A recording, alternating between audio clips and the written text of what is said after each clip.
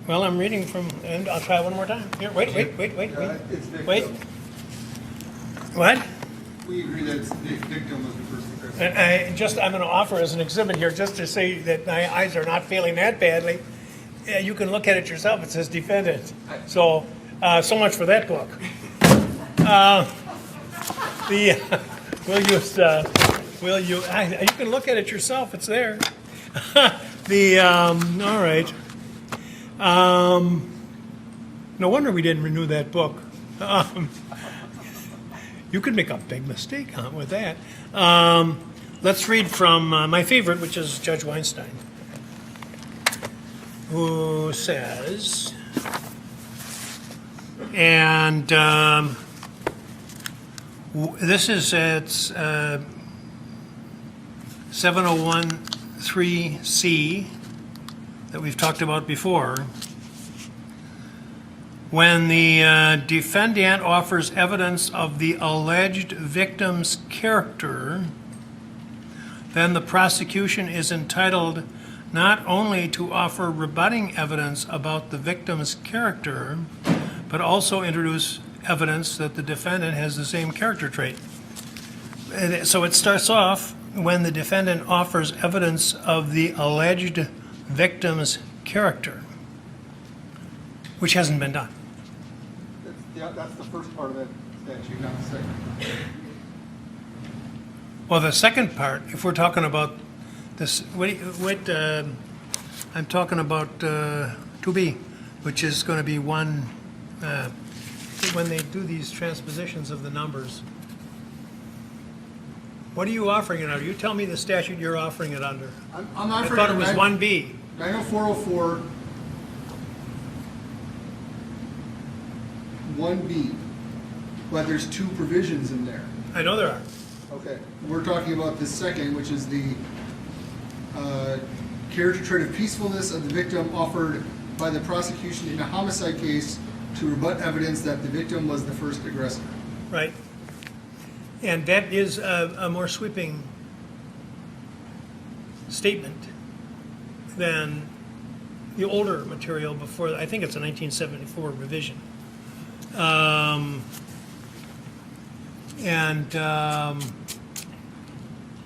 Anyway, there was disagreement in the other one I used was the Graham Handbook of Federal Evidence, and there's disagreement. So when I walked out here, I thought, well, I think I'm going to resolve it, the tie in favor of the state. Now, you're forewarning them that you have got some other crimes or some contrary evidence, I guess rebutting evidence that we might as well talk about now rather than have to excuse the jury again. Are you prepared for what the defense suggests they're going to offer? Yes, I don't believe the incident in which an individual runs to try to help or try to save people brings in completely irrelevant criminal acts that have already been barred. It's character traits for peacefulness is what they're getting into. I have two criminal complaints, one of which the defendant held a knife to his brother's throat. He put a knife to his brother's ear. He called him. He said he would gut him like a. He said what? Mr. Huber told his brother that if he didn't start cleaning a room in their house, he was going to gut him like a pig. Mr. Huber's brother noticed a knife in Mr. Huber's right hand that looked like a butcher knife, 6 inches long with a green handle. Mr. Huber later on in the same incident threw a chair and some clothes across the room, threatening to kill his brother if he didn't clean. Mr. Huber then sat down with the knife in his hand and watched them while his brother and Mr. Huber made his grandmother pick things up as well. And Mr. Huber told his brother that if he stopped cleaning, he would kill him. Mr. Huber's brother then turned around and Mr. Huber put a knife to his brother's stomach, saying he was going to gut him like a pig. Mr. Huber's brother bent down to try to protect himself. Mr. Huber then grabbed his brother by the neck, dug his nails in, and choked him for approximately 10 seconds. He then put a knife to his brother's left ear. His brother felt the blade and believed his ear was cut. And then as he left, he told the people in the house, "I'm going to burn the house down with all you fuckers in it." That's what Mr. Huber had said in that instance. And that is charged in Kenosha County case 12 CF 1346. He has another criminal... What was the outcome? And what was it, 12 CF? 12 CF 1346. I believe he entered a plea to strangulation and suffocation in that case. Okay. I have a 18 CM 509 case in which he kicked what I believe is his sister, Caitlin Hughes, in the right hip, causing her pain and causing her to fall into a nearby dog crate. So I would normally not move to admit those. However, if they're saying that this is a peaceful man, and if you say, Judge, running to this area to stop whatever was happening, it's not a fight or there's no violence, it doesn't sound like. But if you're saying that's peaceful, 90405 allows me to get into specific instances on cross. So I respond. I believe 90405. Could you start over? Sure. I believe 90405 allows specific instances of conduct of the individual being cross-examined, which we obviously cannot do. This I don't know how they would get this in. I guess. Wait a minute. What do you mean? What do you can't? The individual being cross-examined will be the person who's giving the opinion. I tried this case, State against King, right here in this room when I was district attorney, 1974, 75. Mr. King shot his wife in the eye and killed her, and there was testimony.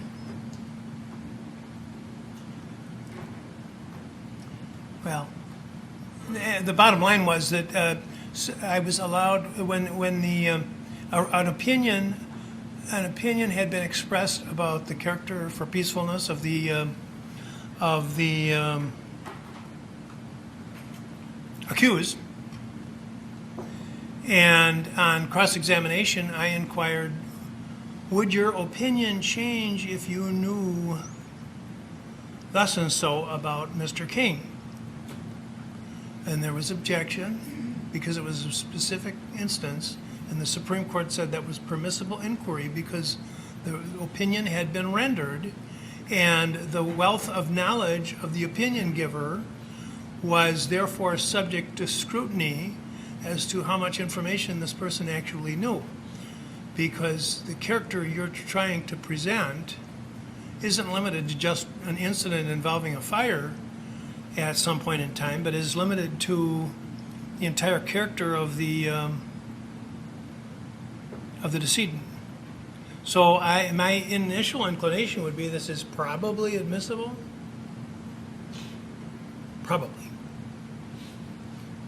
And if you go ahead with the evidence, and you're welcome to do so, although the defense has also pointed out correctly that the character is for peaceableness, and what you were talking about was more heroism. So, but I think I'll give you that much.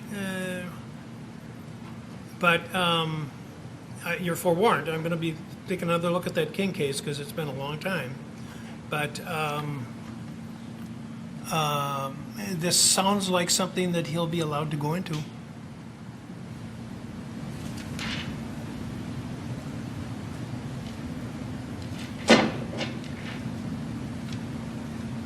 Understand? What do you want to do? I will not submit the evidence. You what? I will withdraw that question and not submit the evidence. You'll withdraw that question and? I'm not going to elicit that testimony. Okay, do you want Mrs. Hughes back on the stand? Yes, there's still just a couple Okay. more questions. They obviously have to cross-examine her. Okay. Are we ready for the jury?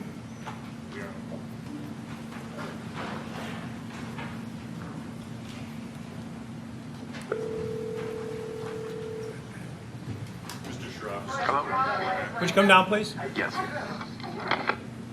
Mr. Shroff, what? Just putting your book back. I want to witness.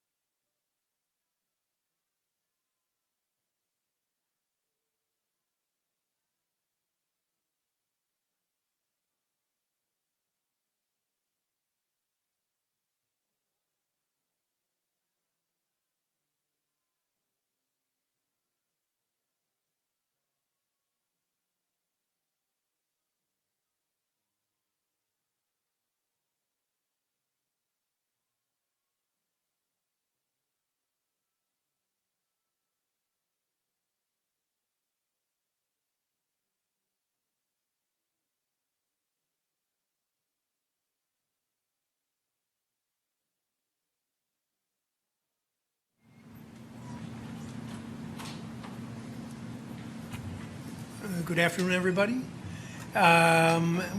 We had some additional discussion on the issues that were pending, and it has been decided the state has decided to withdraw the question which was asked.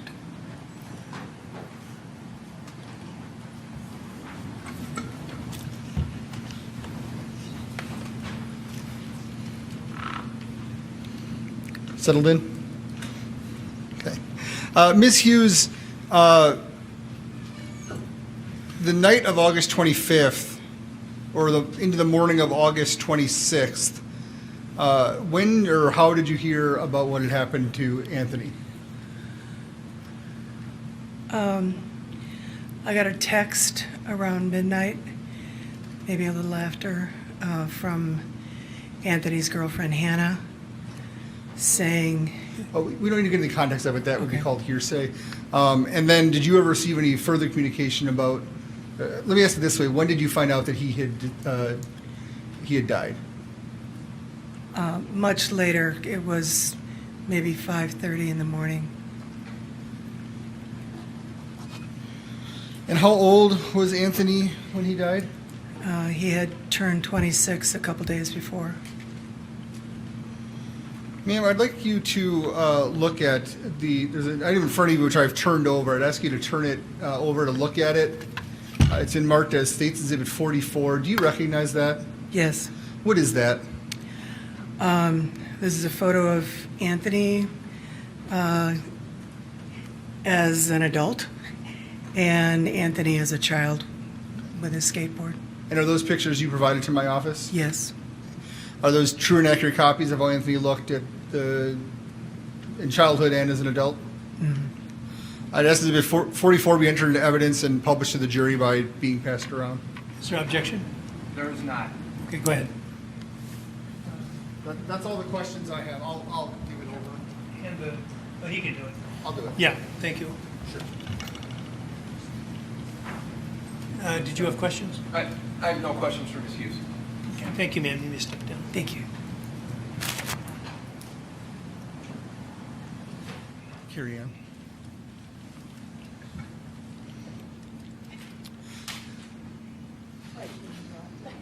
Oh,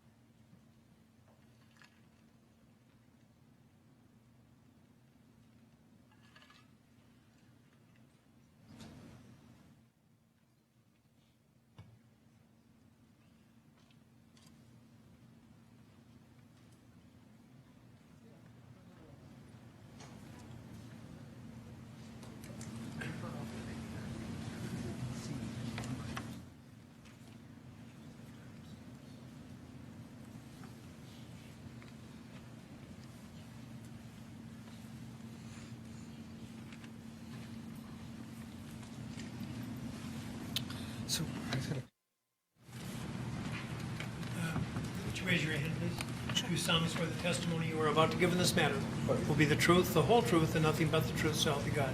Yes, I do. Please be seated.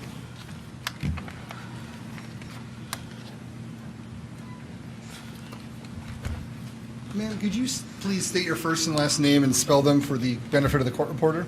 Carrie Ann Swart, it's spelled K-A-R-I-A-N-N-S-W-A-R-T. And Ms. Swart, do you know Joseph Rosenbaum? I do. How do you know Mr. Rosenbaum? He's my fiance? And is Mr. Rosenbaum still living? No. And did he die on August 25th, 2020? His date of death is considered August 26th. And before that date, how long had you known Mr. Rosenbaum? Since August 3rd of 2019. And after you met, how long did it take till you started a romantic relationship? About maybe 3 days. And had you known him before? You never met him before August 3rd? No. And where are you from? I grew up in Illinois.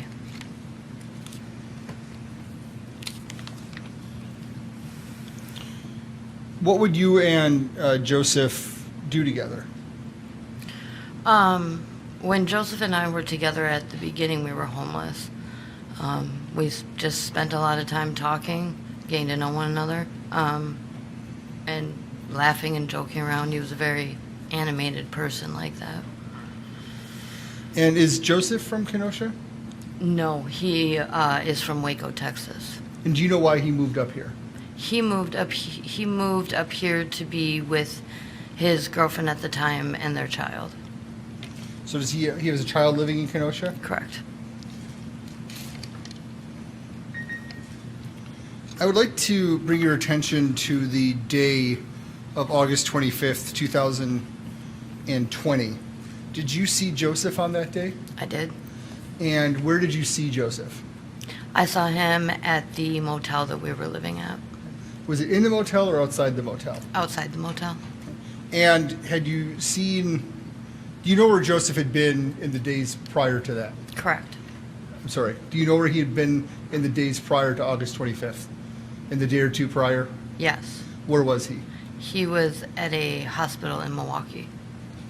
And do you know for sure how he got from the hospital in Milwaukee to back to Kenosha?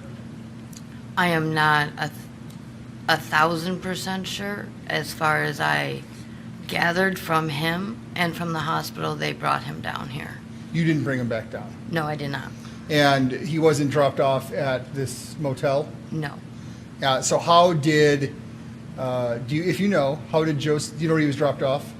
I believe he was dropped off by the transit center. So right around here in downtown Kenosha. And do you know how he got to your hotel? He walked. I don't want to give the name because it's about how far would that be? About an hour, 40 minutes, 40 minutes to an hour, I would say. So the hotel is not in downtown Kenosha? No, it's not. Ma'am, can you bring the microphone a little closer? It's kind of hard to hear in here. Is that better? And when Joseph arrived at your hotel, what did he have on him? You mean as in on his person? Well, let me ask this way. What was he wearing? He was wearing jean shorts, white shoes, and a red top. Did he have a bandana with him at all? No. And was he carrying or holding anything? He was carrying a plastic hospital bag. And did you see the plastic hospital bag? I did. Did you see what was inside the plastic hospital bag? I did. What was inside the plastic hospital bag? I saw socks, a miniature deodorant, like trial size, little toothbrush and toothpaste, paperwork, and an empty water bottle, like a plastic water bottle that was empty. So when you're talking about a plastic water bottle, let me just borrow Yeah. one from the detective here. Yeah. Do you mean like your standard 16 to 20 ounce plastic bottle, or like something you'd see maybe at a gym or on a bike, like a more heavy plastic? No, it was a plastic bottle like that. So a small, probably 16-ounce plastic. It was water bottle. empty. There was no water. And did you talk to him about this bag? I did. I just asked him if he wanted me to throw it out, and he had said no, he was going to carry it around with him because of the few items that were in it. About what time did he arrive at this, or I guess near this hotel? I would say between 3:30 and 4:30. And what did you guys do once he arrived? We talked. We hadn't seen each other for maybe a week, and we just mostly talked about his and my relationship. And this was outside? Correct. And then actually, let me ask it this way. Do you know if he was able to procure any medication that day? He was not able to fill the prescriptions he had because the Walgreens closest to us had been boarded up and closed down due to the chaos that was going on. Do you know, if he had taken his medications that day? He had.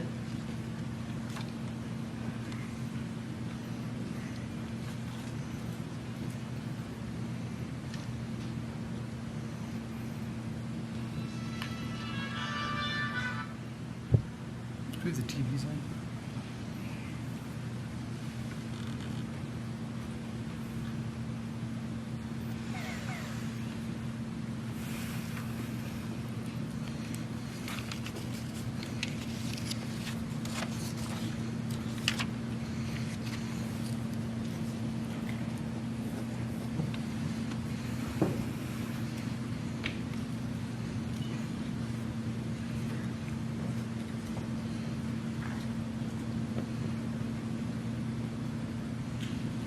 Ms. Swear, I'd like to show you what is marked as Exhibit 26. Do you recognize that? I do. And what is that? That is the plastic bag from the hospital. And is it true that a few days ago I showed you a printout of this exact exhibit? Yes. And is that the plastic bag that you're referring to that he brought back from the hospital? Yeah, it's like one of those plastic bags that you just put your clothes and belongings in. And in looking at the screen, does it seem like there's more items or fewer items or the same items, if you can tell, that he had when he was at your residence? It appears to be the same as when I saw it. Can you make out anything in this photograph? I can make out. I think he might have had an extra shirt in there, that might be, and it looks like the water bottle on the side.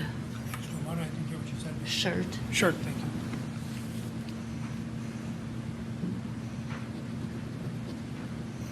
Do you know if Joseph Rosenbaum knew anyone named Kelly or Joshua Zeminski? He did not. I would object, that's speculation. Sustained. Expect the answer. The witness would not be in a position to know the identity of all persons that the accused would have known, the decedent would have known. Thank you. Do you know if he knew any people in Kenosha? No, he did not. Same objection. Not sure I heard the question. The question was, do you know whether he knew many people in Kenosha? And she answered, pardon me? That would be my objection would be the same. Okay. It's along, generally, it's the same, would be the same ruling, except that it's like my asking if you know people in, many people in Topeka. That's really a bad example, you know. But the bottom line is, it's a little bit different from the last. Did the decedent know an individual, a specific individual? Now he's asking her, did he know many people in Kenosha? And I think that she'd be in a better position to answer that, so I'm going to let that one go. And you said no? Correct. Now, in your relationship, this about year, how often were you with him? Every day. And were there times he would go out on his own? No. Were you together all the time? All the time. And you said for a while you were homeless, and you said you were living in a tent? Correct. And you were together that entire time? All the time. Did Mr. Rosenbaum ever introduce you to someone named Joshua Zeminski? No. Did Mr. Rosenbaum ever introduce you to someone named Kelly Zeminski? No. Did he ever talk about knowing a Josh or a Kelly? No. Do you know Joshua or Kelly Zeminski? I don't.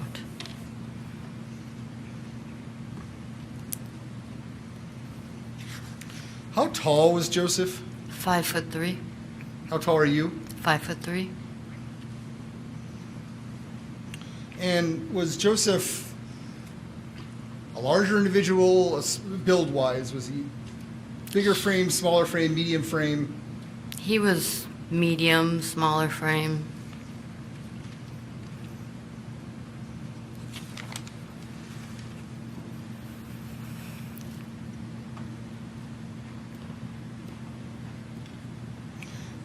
Do you know if Joshua had any money on him when he was at your residence? I'm sorry. Do you know if he had any money? Joseph? Did I say Joshua? I apologize.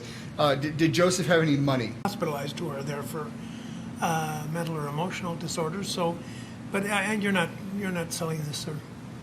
Well, the other area that she had mentioned, or that was talked about on cross-examination, was did he take his medications that day? Yeah, that's another matter. So it's irrelevant, I suppose, if he takes blood pressure medication or medication like that. I'm assuming, and she can come in and do this outside the presence of the jury, I'm assuming there's testimony about him taking his medications for mental health ailments. And I would ask, I don't have to go into it too deep, but I think it's relevant that I ask her what those medications were that he took that day. You know, it could be, but what if she names a medication? Do we know why it was prescribed, what its pharmacological properties are, what the possible side effects are, what it's generally used for? There's all kinds of things, and I'm not going to invite the jury to speculate on that by just dropping in front of them, well, he was taking liquid penicillin. It means nothing to the jury. So I'm just depositing something for them to speculate about, and so I'm hostile to that. If she knows what it's for. Well, I'm going to let you have your voir dire to determine the extent of her knowledge. Okay. It is fair game because you did bring up about the medication. That's all I can ask, so. Okay. Did you want to say anything? I don't believe it's relevant. There's things in the reports that he had not taken medications that day. That's why I brought it up. I don't think it's technically all that big of a deal. I do believe it's. I don't think it's relevant. I think that you're raising a good point, which is these psychoactive drugs, these benzodiazepine type drugs. I'm not an expert on them, or else I wouldn't be at this table. But one drug can be prescribed for a variety of diagnoses. We're going to because for the very reasons I've said, I'm not just going to give them something that means nothing to them and then ask them to try to speculate as to what it's for. So ask her to come in and she can be examined.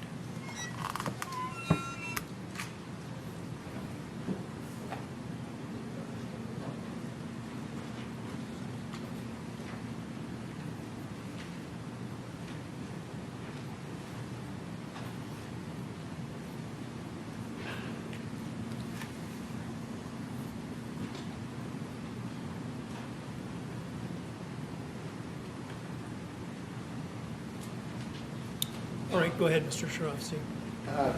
Good afternoon, sir. You had answered some questions from Attorney Krause regarding Joseph taking medications that day. Correct. Mr. Rosenbaum. Sorry. Thank you. And that Mr. Rosenbaum had taken medications that day? Correct. Okay. Do you know what they were? No, I only know some of them. I don't remember all of them. Do you know, can you tell us the sum that you know he took? Gabapentin was one. I'm gonna stop you for 1 second. Do you know what he takes that, did you know what he took that for? Bipolar disorder. Okay. Any other medications that you know that he took? I know he was on an antidepressant. At that time, I don't know which one they had him on. Okay. Those would, and then something for sleep. Okay, but so the only, to be fair to you, the only medication that you know by name was gabapentin. Mm-hmm. And you are telling us that you know he took that for his bipolar disorder. Correct. Okay. Any question for the state? Do you know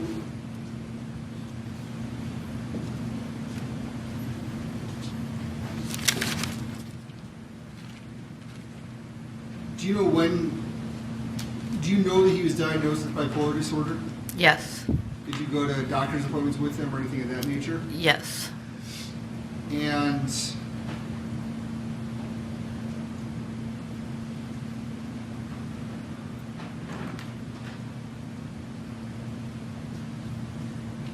how do you know that gabapentin was prescribed for that reason?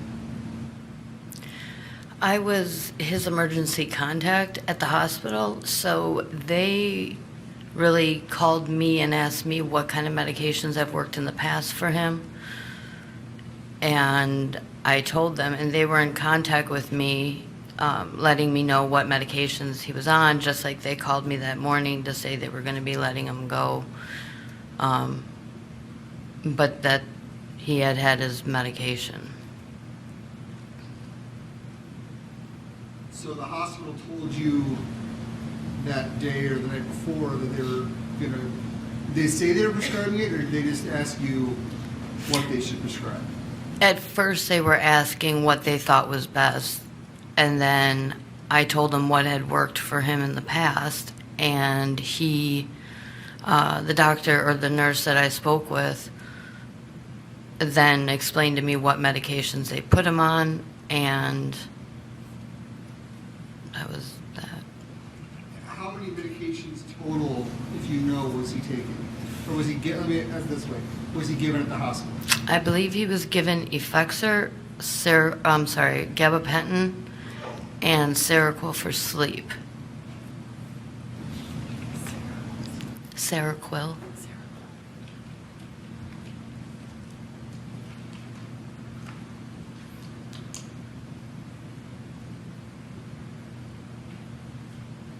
Sorry, I'm just trying to look up these drugs. I'm not familiar with them.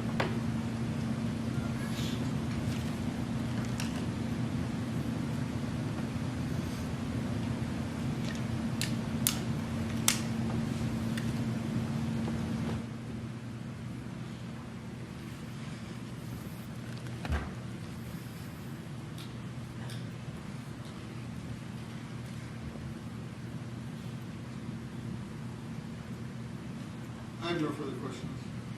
All right. Yeah, I think there's enough information that it's admissible. So, and the state did open the door. So, ask the jury to come back in, please.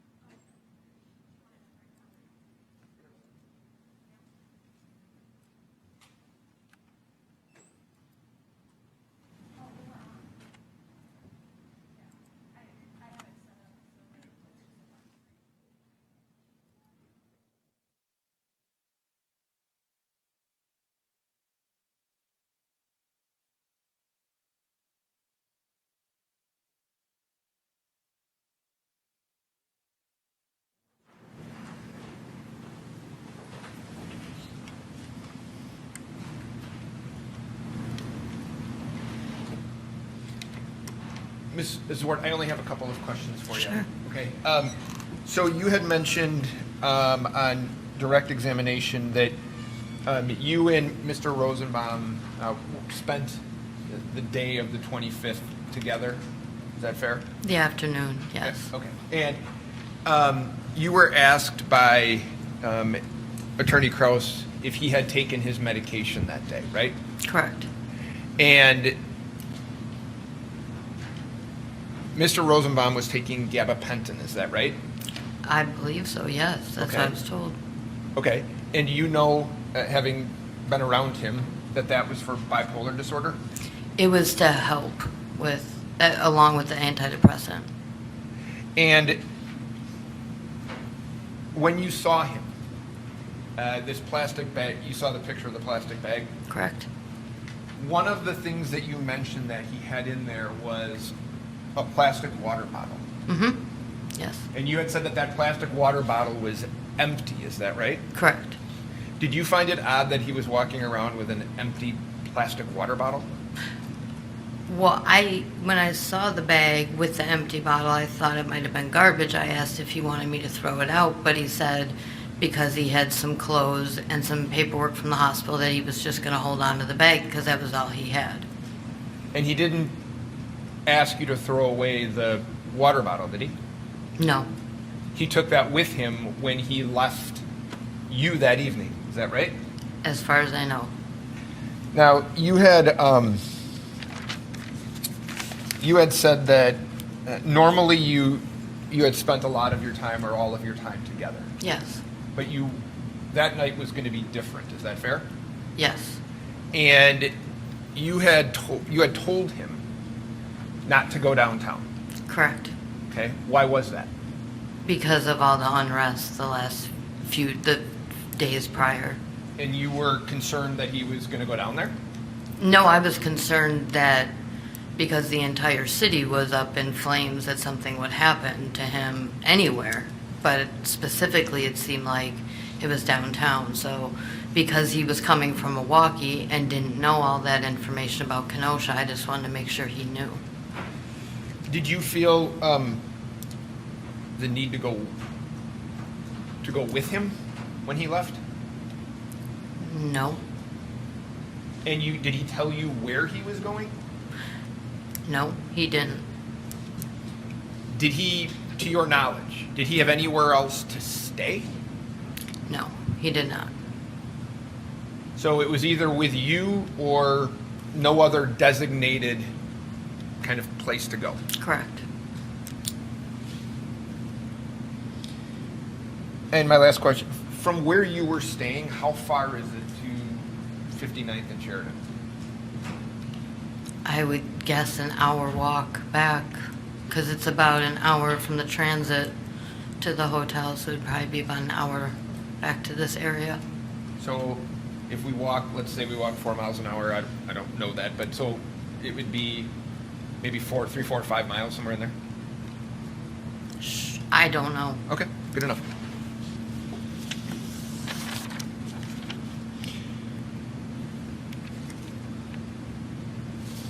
Ma'am, I don't have any other questions for you. Thank you for your time. Any question? Yes, please. Ms. Swart, did the hospital he was at, did they consult with you on medications he was going to receive? Yes. And why?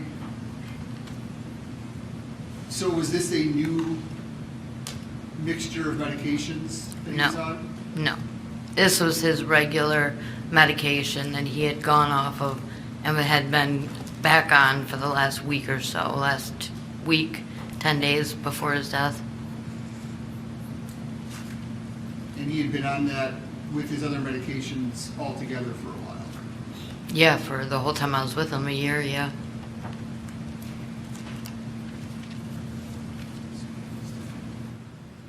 Nothing further.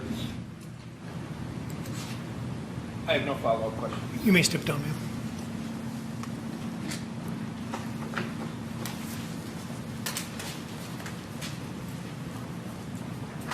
State.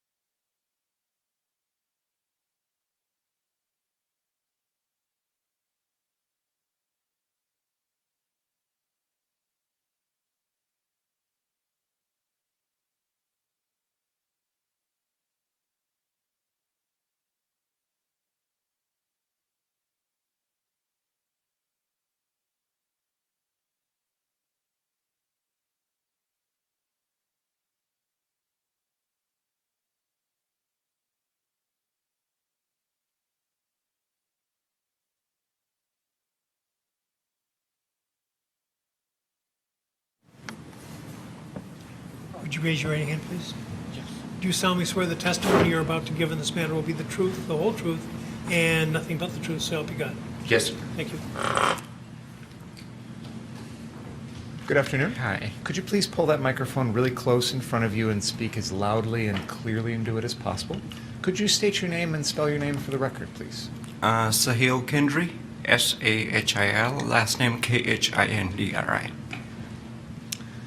How are you currently employed? I have my own dealership in Milwaukee, What is that dealership called? Car Planet, Where is that located? 4020 North Green Bay Avenue. Back in August of 2020, were you operating that car dealership in Milwaukee? Yes. Are you familiar with a series of car dealerships here in Kenosha by the name of Car Source? Yes, sir. How are you acquainted with those businesses? Actually, I worked here up until 2015, and after that, I moved to Milwaukee. When you say you worked here Mhm. up until 2015, where is here? Kenosha. Okay, at Car Source? Yes. After 2015, did you work at Car Source? No. Did you have any ownership interest in the company? No. Was there a time in which you were down here at one of the Car Sources around the night of August 25th, 2020? Is that Monday? That's Tuesday night. Tuesday? I was actually here. We got a call on the first night of riots. We got a call from police department. It's actually my dad's dealership, so I was here actually before that too. What is your father's name? Anil Kendry, How do you spell that? A-N-I-L, last name, same last name, sorry. What is his relationship to the Car Source dealership? He's the owner. You said that we got a call. Who is the we? Police department called because my brother's phone was off, and I guess people, like around 4 o'clock, he put it on silent mode at nighttime, and then police department called around 6:30 to notify that riots happened or stuff like that. Who did the police call at that time? I do not remember. One of us. Okay.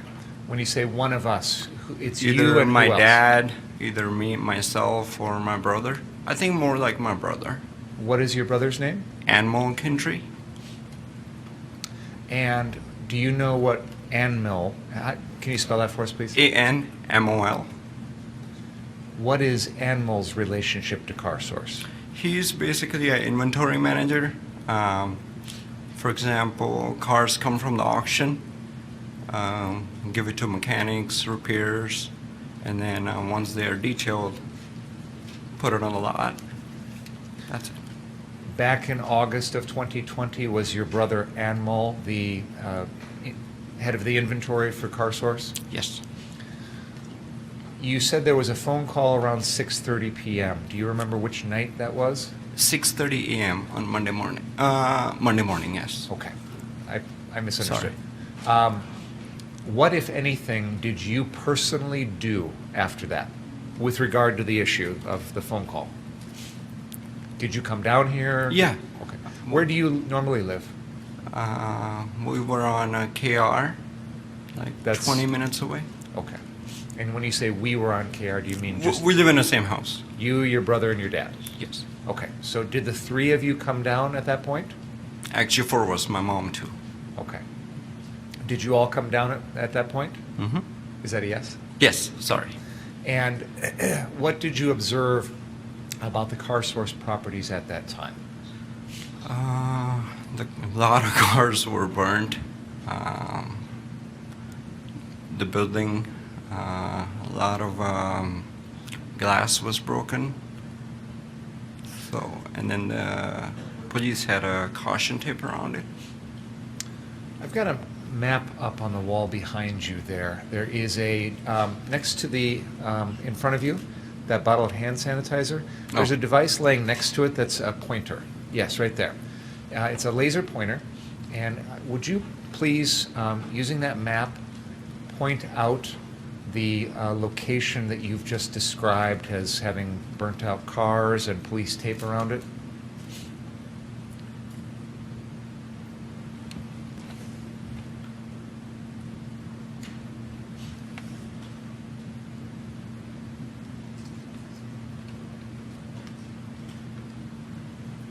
We're on 5821, at least can somebody?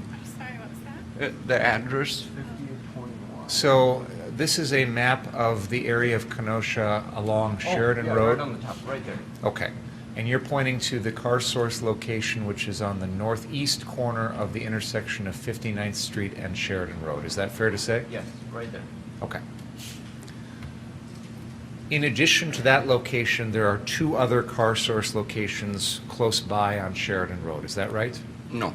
There's 63rd Street is the second CarSource. Okay. There's also a location kitty corner from the one you just mentioned. Are you aware of that one? You mean Car Doctor? Okay, that's what I'm Yeah, asking. yeah, that's a repair center, yes. Okay. So if you could point out the one we were just talking about that you mentioned earlier. Okay. And then kitty corner across the street from that to the southwest corner. We have it labeled as CarSource, but do you see what I'm talking about? Oh, right here. Yes. Yes. What is that location? Car Doctor. What is that? It's our repair center that's owned by my mom. Okay. When you were originally describing a location that had burnt out cars, that was the first one? Yes. Okay. You said you came down there at that point? Yes. This time in the morning? Which morning was it that you came down? Do you recall which day it was? Monday morning. Monday morning? So this was after Sunday night into Monday morning? Yes. What, if anything, did you do after that? Cried. Okay.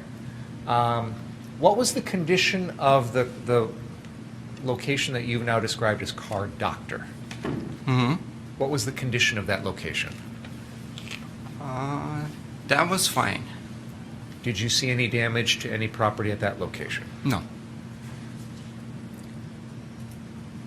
These locations that you've talked about, the CarSource at 59th and at 63rd, and then the Car Doctor, at that time in August of 2020, did you work for any of them? No. Okay. Do you go by the name Sam? Sal. Sal? Yes. Okay. Did there come a time on that Monday or maybe the following day in which you spoke to anyone, and I'm asking you personally, spoke to anyone about protecting those properties? No. There's an individual in the court who's been identified as Kyle Rittenhouse. Yeah. Do you see him here in court today? Yes. Have you ever personally spoken to that person? No. Have you ever personally texted or called or spoken No. on the phone with that person? No. Okay. At any point during that Monday or Tuesday process, did you ever speak with anyone about protecting any of those locations? No. Okay. I actually don't even work there. Okay. All right. So I have no further questions. Suzanne?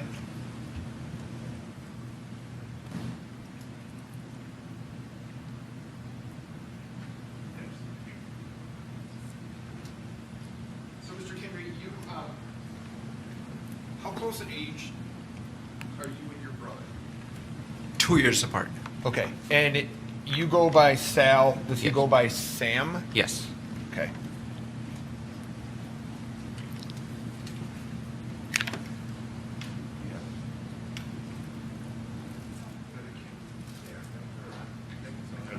So, I don't know if this one's on. I have no idea.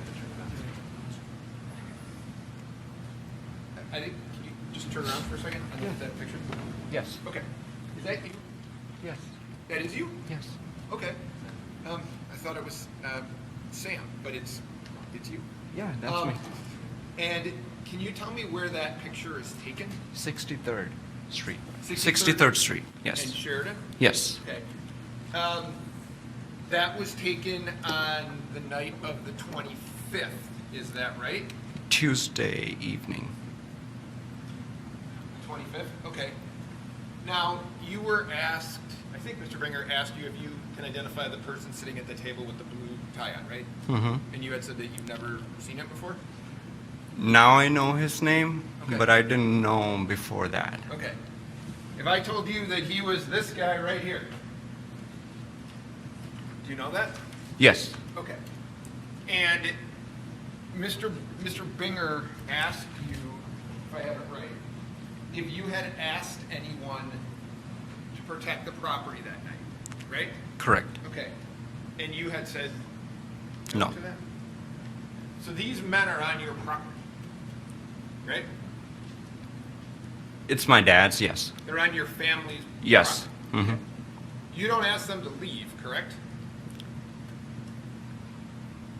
Especially when they have guns and they dress up right in front of me. Yeah. I was actually behind that silver Mercedes.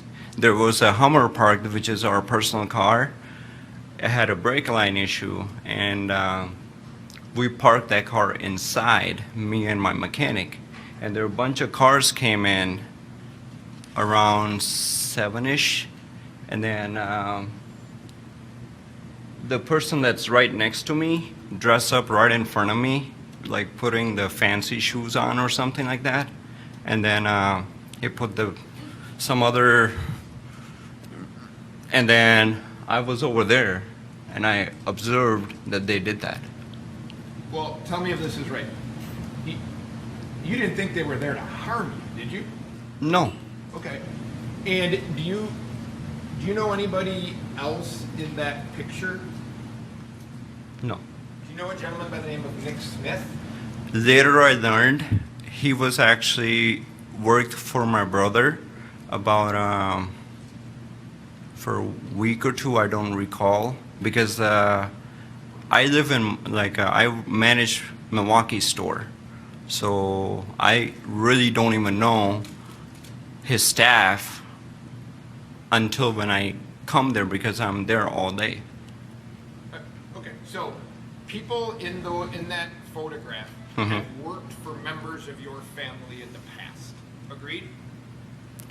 Yes. Okay. And only if you know.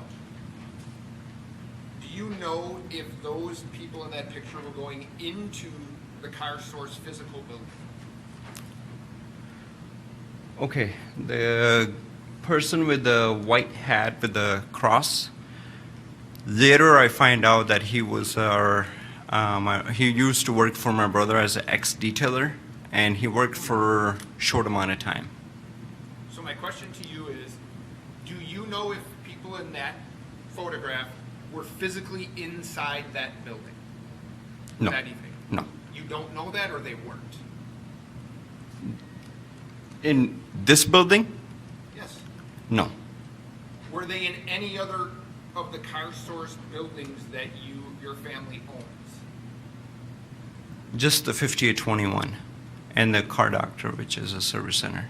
So they were physically present inside 2 of the 3 buildings, right? I don't understand your question. Well, you said you have 3 buildings on Sheridan Road. Yes.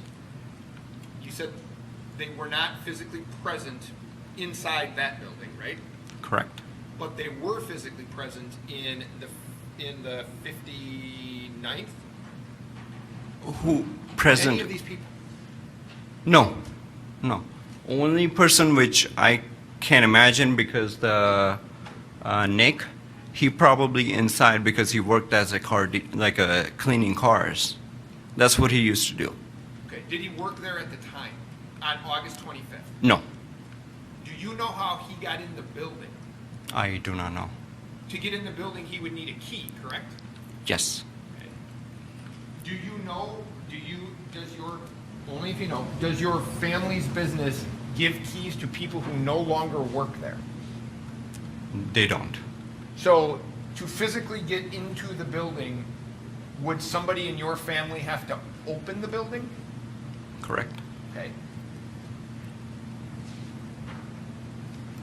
And do you remember what time you took that picture with those people on the screen? Right before the curfew. I can't recall, 7:30ish.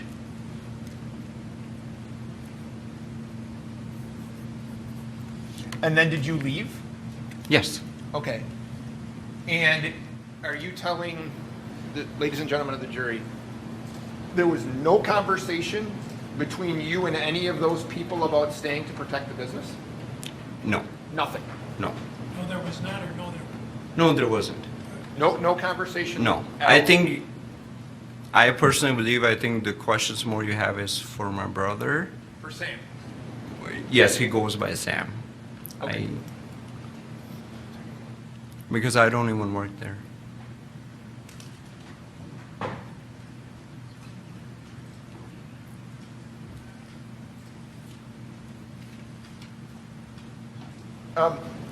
Sal, do you have a BMW? Yes. Do you remember giving Mr. Rittenhouse a ride from Car Source, what we call Car Source 2, which I think is the Car Doctor, to Car Source on 63rd? Do you remember doing that? No. You don't remember doing No. that day? No. But you do have a BMW? Yeah, I have 10 more cars. Okay, all right. 10 more cars. Sir, thank you for your time. Yep. I don't have any other questions. Mr. Baker?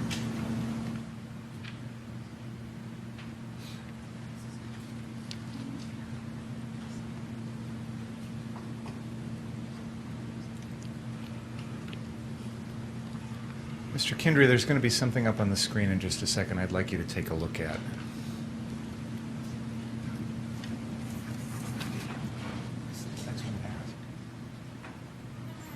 It's, is there a way to zoom in on the text? Mr. Kindry, there's a message on the screen. It's a text message. I'd like you to read it to yourself, if you would. Hi, Sam. No, to yourself. Oh, sorry.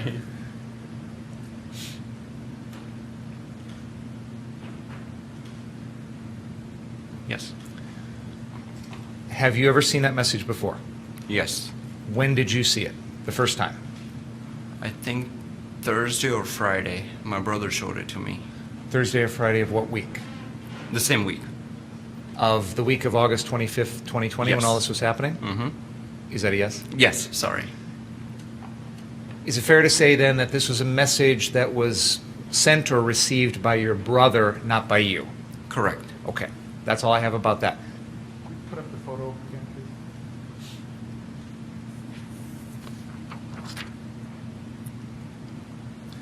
Mr. Kindry, there's the photo that was just shown to you of you at the that is the 63rd Street car source, correct? Mhm. Yes. And there's a group of people there. It's kind of hard. I'm going to ask you to try and go back in time to that moment. There may be some things you've learned since then. I'm interested in, at that very moment, as you're standing there with that group of people, did you know any of them? No. I got to ask, why are you in the picture? I saw the guy right to the right of me dressing up, and I was so impressed. And he mentioned he's from ex-army, and I was like, I never seen that, and I normally saw these things on TV. So I'm the one who requested, can I take a picture? And I think somebody did. I can't recall who did it. And then I gave my phone number to Nick to send it to me, and then that's it. Did he ever do that? Yeah, he did. Can you tell us which one is Nick? The guy with the white hat. Okay, that's the With white hat with the X's. red cross? Yes. And I assume before this night you knew who he was? No, because I always work in Milwaukee, and my brother runs the Kenosha stores. Okay. Let's put aside Nick for a second. Did you know anyone else in that picture? No, sir. What was your understanding at that moment in time what those people were doing there? Did you have an understanding? A lot of cars came, I think 3 or 4, I can't recall which ones, and me and my technician parking our Hummer inside the shop because the brake lines were leaked, and I saw these people were dressing up and this, and I went over there and I observed that they're dressing up. For me, that was really impressive. But again, my question is, what was your understanding of why they were there? Did you have an understanding of why they were at your place? They were saying that they're here to protect Kenosha because and community service, and I was like, okay. Did you hear any of them say they were specifically there for car source? No. You mentioned that there was a Hummer that you parked inside a shop. Was it this building shown in the picture? Yes. Okay. All the way to the end. Okay. We know this is the 63rd Street car source. Mm-hmm. I'd like you to take a look at the people in that photograph there.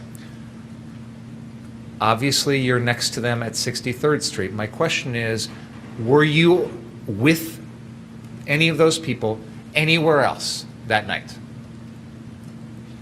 No. Were you with any of those people at the Car Doctor location on the southwest corner of 59th and Sheridan at any point that night? I recalled there were a lot of, right across the street from a Car Doctor, a lot of people were walking by. I observed some people over there, yes. Which of those people in the photograph did you observe by the Car Doctor? The one I'm going to use, you're calling it the Car Doctor. We actually haven't heard that up until today, but either way, it's that car source location on the southwest corner, or the Car Doctor location on the southwest corner of 59th and Sheridan. You Yes. know which location I'm talking about? Right across the street from the main lot, right? Yes. Which of the people in that photograph did you see or were you with at that Car Doctor location? No one. No one in that photograph? No. I saw a lot of people, like from a Car Doctor, if I'm standing over there, across the street, they were passing. And then, yeah, I saw that. But that wasn't anybody in this photograph? Not that I recall. Okay, thank you. Cross-examination? Recross?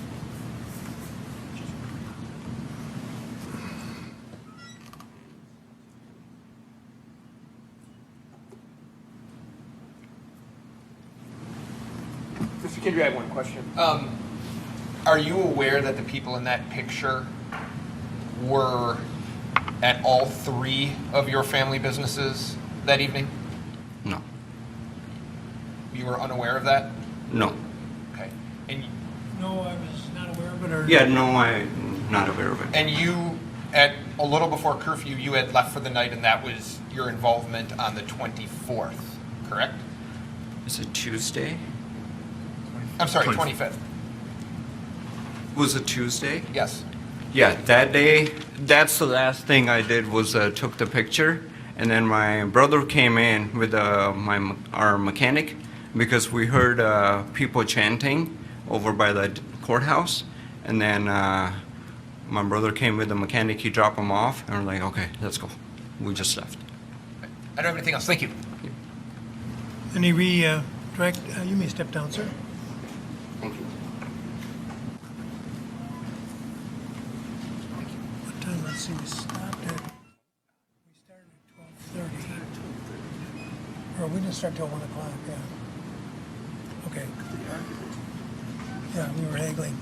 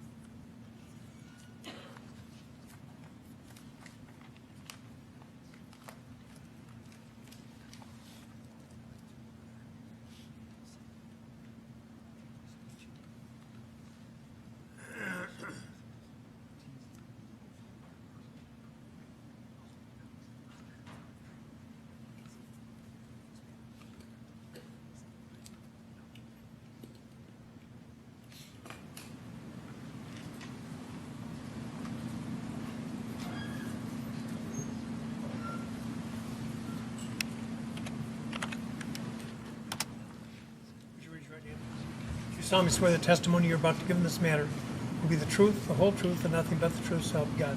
I do. Please be seated.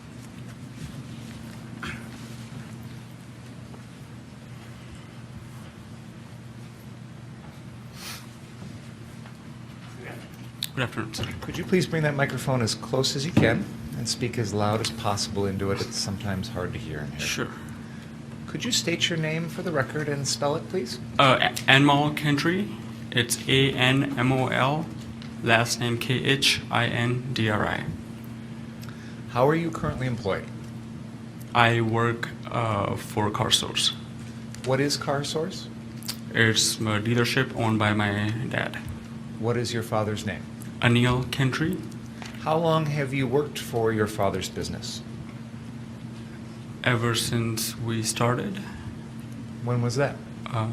Back in 2013. Where is Car Source located?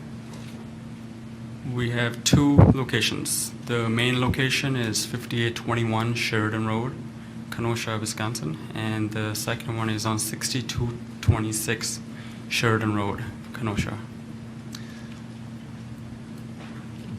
Are there any other locations that are named Car Source? No, sir. Do you have your own business as well?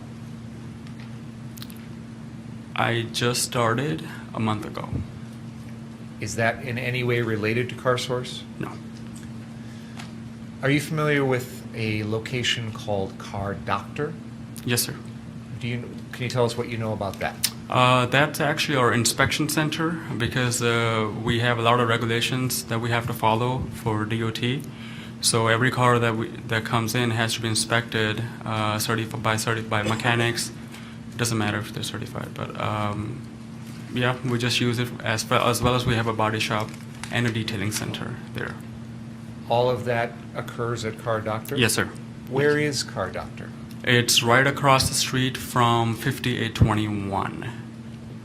Sir, there's a map on the wall behind you there, and that is showing the area of Sheridan Road. On the north, at the top of the map, is 58th Street, and at the bottom of the map, on the south end, is 63rd Street. Right in front of you by the microphone is a little laser pointer. Would you mind using that laser pointer and pointing out on this map where those two car source locations are that you described?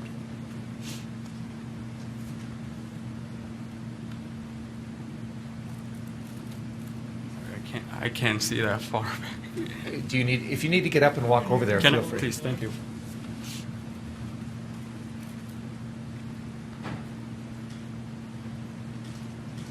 Yes, sorry. Yes, I do see it now. Yes. Could you please point them out for us? This is our first location.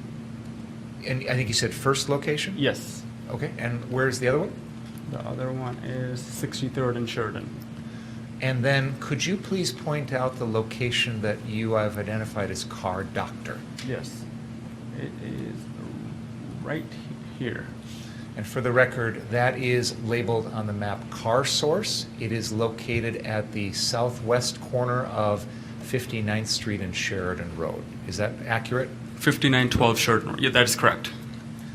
At any point around August of 2020, were you employed by or an owner of any of those locations? Sorry, could you repeat that question? Yeah. We're going to be talking about the night of August 25th, 2020. Sure. That was a Tuesday night, 2 days after Jacob Blake was shot. Okay. Do you remember that time period? Yes. You've identified the two car source locations. Yes. On August 25th, 2020, did you work for those locations? Yes. What was your job there? Move inventory. What does that mean exactly? You just say move? Move, yes. We moved all our inventory to our storage units. Where, you don't need to give me an address, but where were your storage? Illinois. Illinois? Illinois, yes. Let me back up a second just so Sure. I can make sure we're on the same page here. We've heard a lot of testimony and we've seen videos of the, I think you called the first location Yes. at in the 5800 block of Sheridan Road. Sure. The cars were damaged. There was fire that burned almost all of them up. Yes. Correct? That is correct. Do you remember what night that happened? That happened, they say it's Sunday night, but it was very early Monday morning. You just described moving your inventory to a storage location. Why did you do that? Because my dad asked me to, and we did have quite a few inventory. The main lot that got burned down, the 63rd location, was as well as jam-packed with full of cars. Is it fair to say, sir, that after you had a large number of your cars destroyed at the first location, you decided to make sure that you got all of the other cars off the other location? That is correct. And that's why you were moving them? Yes. By the way, do you go by the name Sam? Yes, I do. Now, I just asked you what your job was at those two car sources, and I think you told me it was to move inventory. Inventory management, in terms of buying vehicles from the auctions, getting them ready, get them transported, all that, yes. Were you employed by that other location that you call Car Doctor also? I am not employed by a car doctor, but I manage. Basically, we get our inventory ready via car doctor. Why is that location owned and named something different than Car Source? Because we don't sell cars here. Okay. Neither we have license to sell cars here. When you say you managed the Car Doctor location, you seem to suggest that that didn't mean you were employed there. No, I'm not employed. Basically, like I said, I manage inventory for Car Source. Who, back on August 25th, 2020, who owned Car Doctor? My mom. And even though you weren't an employee of that location, you managed it? Well, a lot of the inventory sitting there is from Car Source. Okay. On the day of August 25th, 2020, which was a Tuesday, were you there at either one of the Car Source locations or at Car Doctor at any point? Sorry, could you repeat that question? Absolutely. Thank you. I am going to focus in on Tuesday, August 25th, Okay. 2020. That was the night that Kyle Rittenhouse shot and killed 2 people. Yes. It is 2 days after Jacob Blake was shot, and I'm asking you on that particular day if you were at either of the Car Source locations or Car Doctor. I was at the Car Doctor location. What were you doing there? We had few customers' cars that came back for service. We had 2 major vehicles two vehicles that needed major repairs. So we were pushing those cars inside the building Why were you doing that? to save them from destruction. Up until that point, had any of the property at the Car Doctor location been damaged? No, sir. Sorry, could you repeat that question again? Absolutely. I think you're describing that on Tuesday, August 25th, you and someone else were pushing some cars inside the building. Yes. What I'm wondering is, before that, had any of that property at that location, the building or the cars or anything else, been damaged? On Tuesday or before Tuesday? Before Tuesday. Before Tuesday. Sorry, I have to think about it. It's about a That's year fine. back. So you were asking Monday? Well, I think you've testified that Car Source 1, the first Yes. location, had been destroyed by fire. Right.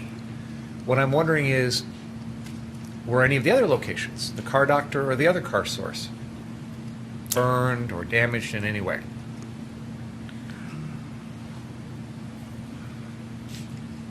I'm sorry, I cannot remember. I don't believe so. Other than pushing some of the customers' cars inside the building at Car Doctor, what else did you do at those locations on Tuesday?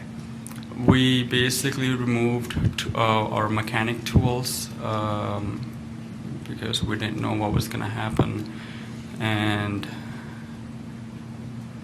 cleaned up because there was, from Monday evening, Monday night, you can say,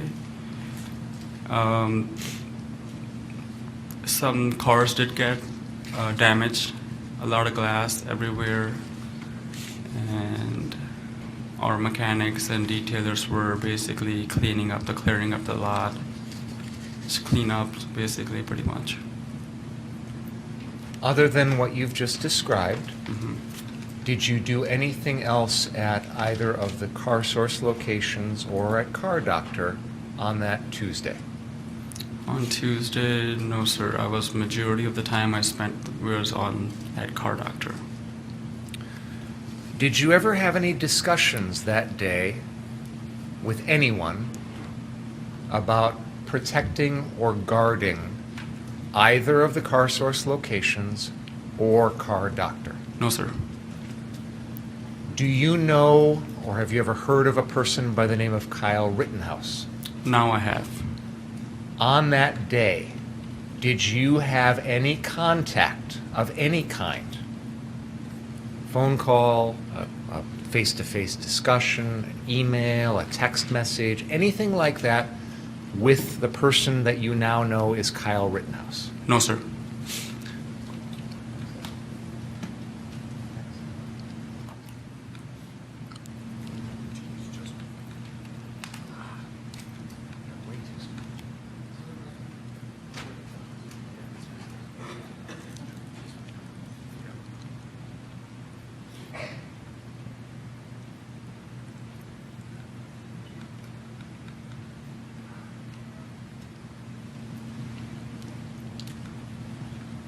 Sir, I have a message that is up on the TV screen there. I would like you to please read it to yourself.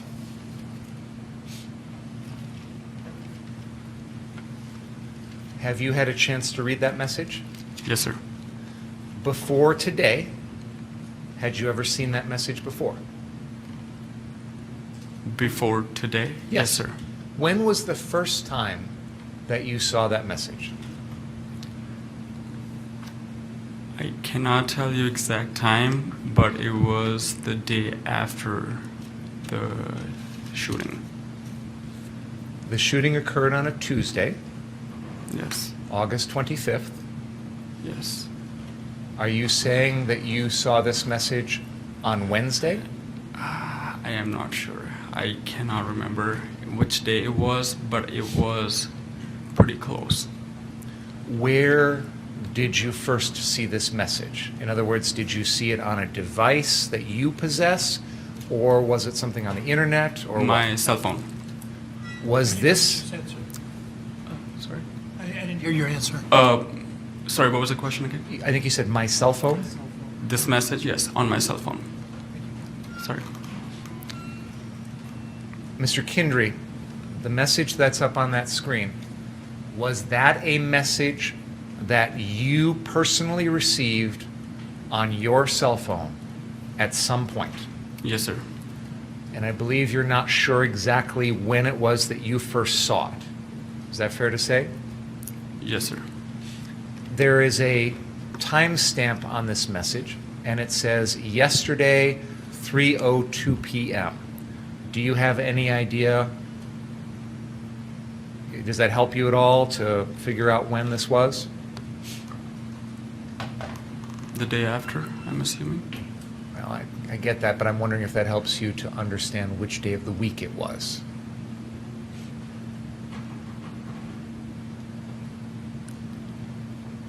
Wednesday? Which would mean that this message came in on Tuesday? Yes. The message appears to be from someone who identifies themselves as Kyle. Do you know who that is? I do not. Someone sent this to your personal cell phone, fair? Yes. Do you have any idea how that person got your cell phone number? Well, ever since Monday morning and Tuesday, I've given out my cell phone number, maybe hundreds of thousands of people, media, general public, my customers, they actually came by for condolences and stuff. Do you remember giving your personal cell phone out? And I'll just point out, the defendant, Kyle Rittenhouse, is here in court. Put up the photo, please. There is going to be a photograph that I'm going to show you on the screen. Let me just ask first, Mr. Kindry, have you ever seen that photo before? Yes, I have. Were you there at the time that that photo was taken? I was not. Do you recognize anyone in that photograph? My brother? Other than your brother, do you recognize anyone else? My ex-detailer? What is that person's name? Nick? Can you identify him in that photo? He's wearing a hat with a cross? He is the gentleman with the white hat with the red cross on it? Yes, sir. Other than your brother and the detailer, Nick, do you know or recognize anyone else in that photograph? No, sir. The individual who is the second from the right, he is a male with a green shirt, a black long gun, and wearing a backwards baseball cap. There is an orange device or some sort of case right in front of him on the ground. Do you understand who I'm referring to? Yes. That is the defendant, Kyle Rittenhouse, as he looked on the night of Tuesday, August 25th. On that night, or at any point on that day, Tuesday, August 25th, do you remember having any contact with that person?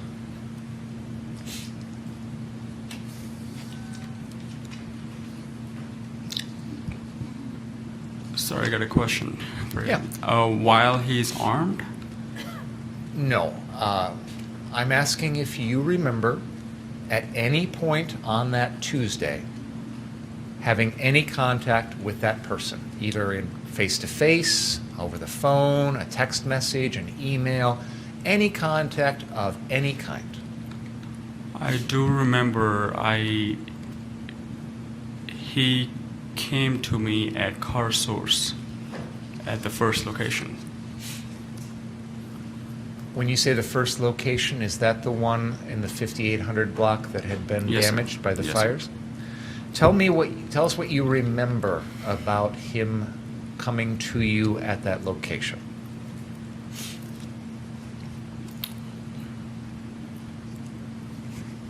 It was pretty normal. Just like everybody else, they were talking to us and that you're gonna be fine and this and that. You will come back from this. His response was the same, like the way he said it. He talked about how he can help us with fundraising the business, and I'm sure he asked for my phone number, which I gave it to him, just like I gave it to the media or any other individual who was nice and polite. And I don't remember him giving me his phone number, neither I asked for it. Did you talk to him about protecting or guarding either one of the Car Source's locations or Car Doctor? I did not. On Tuesday, August 25th, did you talk to anyone about guarding or protecting either of the Car Source locations or the Car Doctor? I did not. You've identified your person that used to work as a detailer, Nick, in that white hat with the red cross. Yes. So this is August 25th, 2020. Was he still working with your family companies in Not any at way? all, sir. But he had done so in the past? That was quite far back. On that day, August 25th, that Tuesday, Mhm. did you talk to Nick Smith, that individual? I did not. Did you provide keys to anyone on Tuesday, August 25th, so they could get in or out of any of the Car Source locations or Car Doctor? I did not. Did you offer money to anyone? I did not. Please let me finish. Sure. Did you offer money to anyone in exchange for them guarding or protecting either of the Car Source locations or Car Doctor? I did not.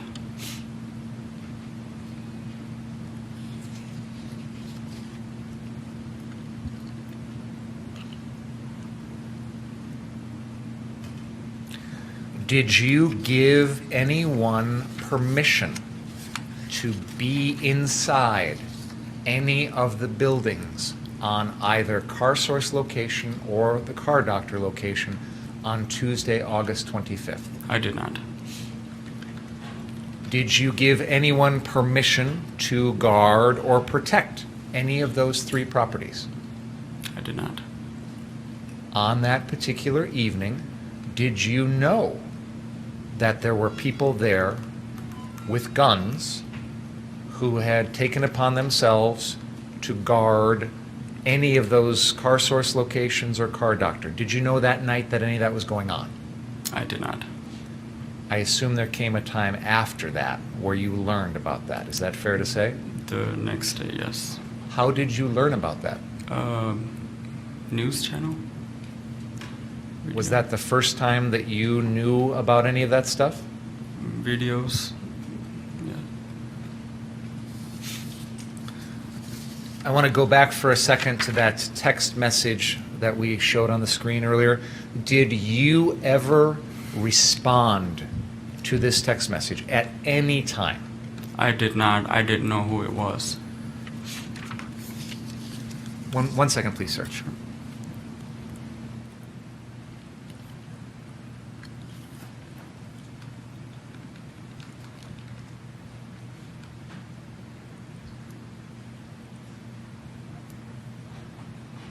you have no further questions. Thank you. Let's take a break, folks. Please don't talk about the case. Read, watch, or listen on the account of the trial. We'll see you in about 15 minutes.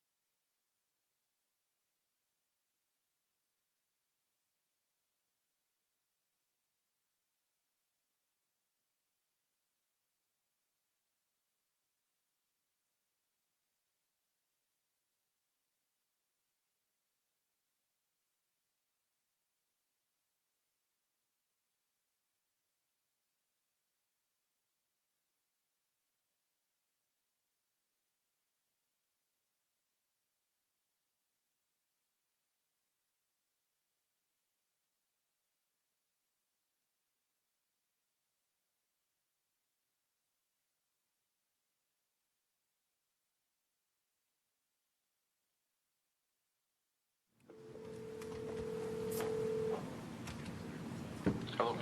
Would you come down, please? Yes.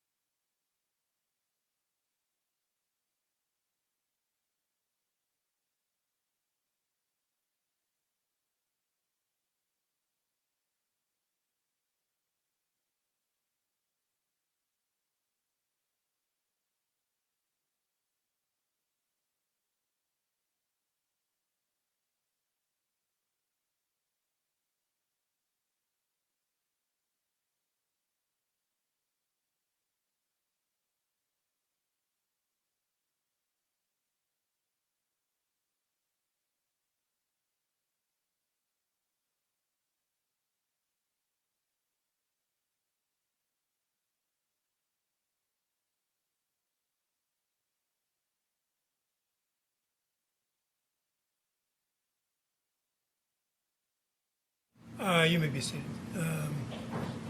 Everybody's here, I think. Mr. Sharofsky. Mr. Kendrick. Sir. Do you have a concern that if you allowed or gave permission to those armed men in that picture to be on your property with your permission, that you could be sued for that based on what happened? I did not allow anybody, neither I gave anybody It's permission. not my question, sir. Okay, sorry. My question is this: do you have concern that if you allowed armed men to protect your property and someone was shot at your property, that you and your family could face a lawsuit for that? Could you repeat that question? I'm sorry. Sure. Thank you. Do you have concern? Well, I'll start with this. You, after watching the videos, you understand that Mr. Rosenbaum was shot on your property, correct? Yes. My question to you is this: do you have concern that if you allowed armed men to protect your property, and one of those armed men then ended up shooting someone, that you and your family could be sued for that? No, sir. You don't have any concern about that? No, sir. How much inventory from the 24th, the 23rd and the 24th, in terms of loss of money, how much money did your businesses lose in terms of damage to property? I cannot give you an exact number at this moment. Can you give me a ballpark?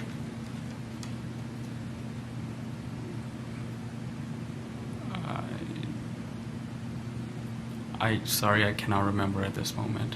More than 100,000? Yes. More than 250,000? I do not know, sir. So is this like your family, is this the business that feeds your family? I work for my dad. Okay. Yes. And you don't have, and you're the inventory manager? Yes. And you don't know what your loss was from those fires? I personally never calculated it. My dad does the money part. Did your, if you know, did Car Source and Car Doctor, did they have insurance for those vehicles that were burned? Yes. Okay. Now, on the 20, do you know Dominic Black by chance? I do not. You know Nick Smith? Yes. Do you know a man by the name of Justin Hamilton?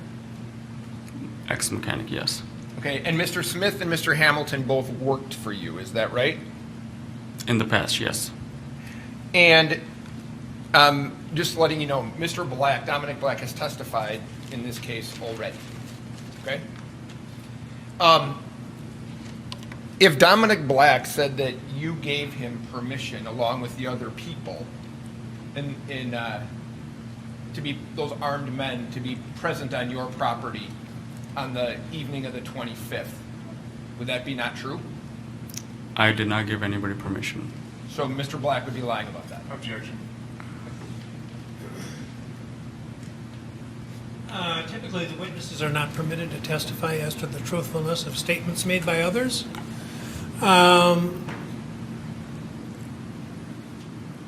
However, the witnesses, you can rephrase it in such a way that the witness can be made aware of the testimony of the other witness and then asked for the truth of it. But not the truth of the other person's testimony, the truth of the matter. That was already done. Well, it was, but I'm going to let him.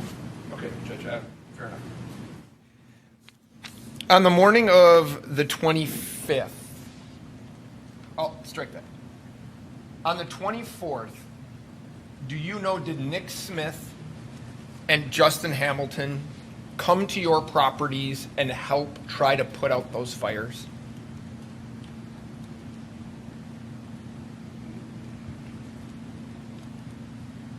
Which day was that?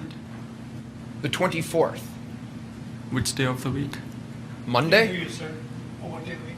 Monday. Monday the 24th. Now, could you repeat that question, please? On Monday the 24th, did Nick Smith and Justin Hamilton come to your properties, the Car Source properties, to help put out those fires? On which property? Any of the properties.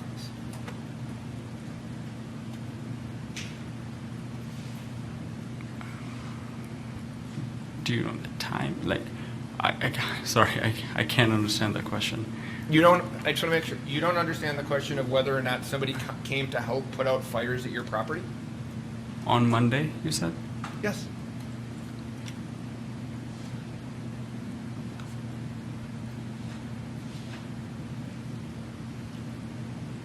You said, what was the name of the people? Nick Smith, he worked for you at one point, yes? Years back, yes. Justin Hamilton, he worked for you at one point, yes? Years back, yes. Did they come to your properties or property and help fight or put out the fires from the 24th? At the location of Car Doctor. So, yes, they did.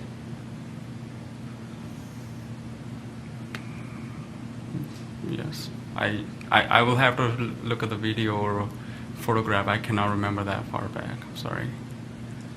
Were you there attempting to put out any of the fires on your property? No, sir. Did you call anyone to assist to try to help, or did you just let the property burn? What do you mean by that? I'm sorry. Did you do anything? Did you call anyone? Did you ask for help? Did you physically do anything to try to stop I the called fire? 911 several times, yes. Did anybody show up? I do not know. Okay.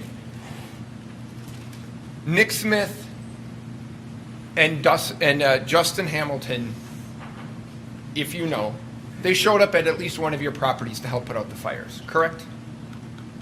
I will have to look at the photo or a video. Okay. Sure. Do you recall asking them to help put out the fires at your property? I did not ask anybody. No? I did not ask. And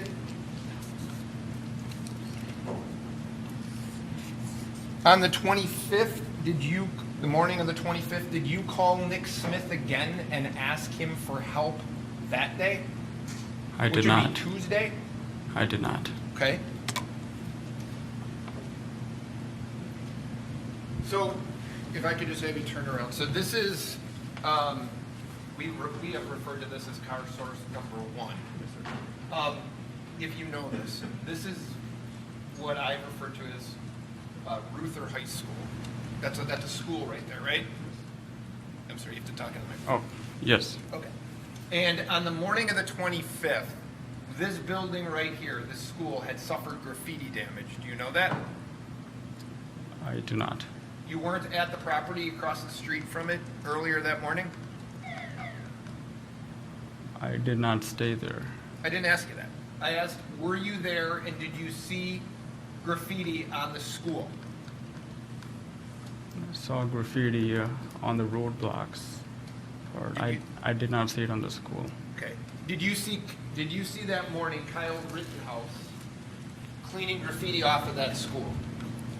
I did not. You had a conversation with Kyle Rittenhouse that morning of the 25th, correct?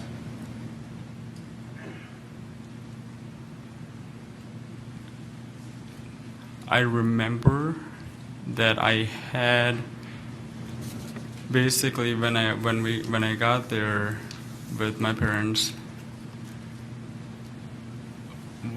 people reach out to us pretty much. And when you say we got there, you're talking about At Car Source.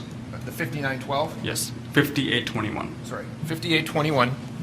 And you had a conversation, according to your statement, with Kyle Rittenhouse. Which, yes.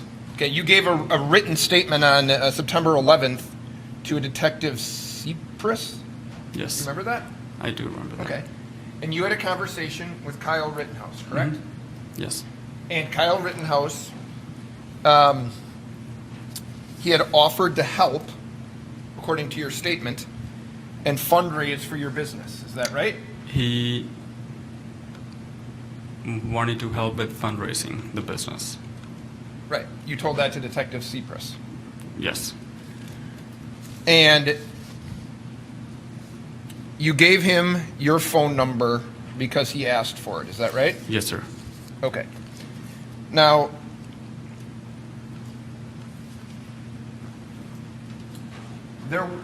was there any damage to the car doctor or to Car Source on 63rd? Was there damage to those properties on the 24th? Which was Monday? Yes. I'm sorry, it's just over a year. Monday.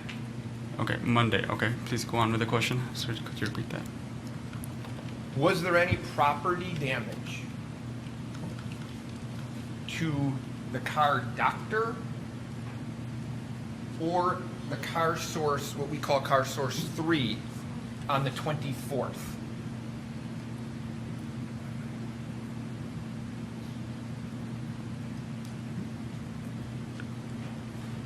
On the Car Source on 63rd, no damage.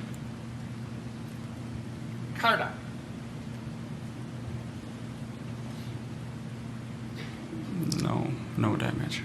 So, all right, so 2 of the 3 properties at that point had not suffered any damage from the riots. There were a few windshields crack on the inventory itself at Car Doctor. The buildings were okay? Yes. Okay. How about on the, did you go down and check your property on the 26th, which would have been the morning after the shootings?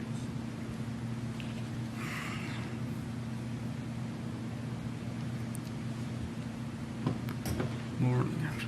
Which location? Both of the properties that had not been previously damaged. Yes. Was there any damage to either one of those properties on the 26th? At Car Doctor. And what was that damage? Towards the back, where the body shop is. What kind of damage?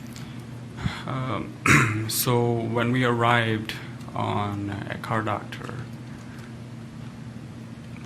went inside, our mechanics were there.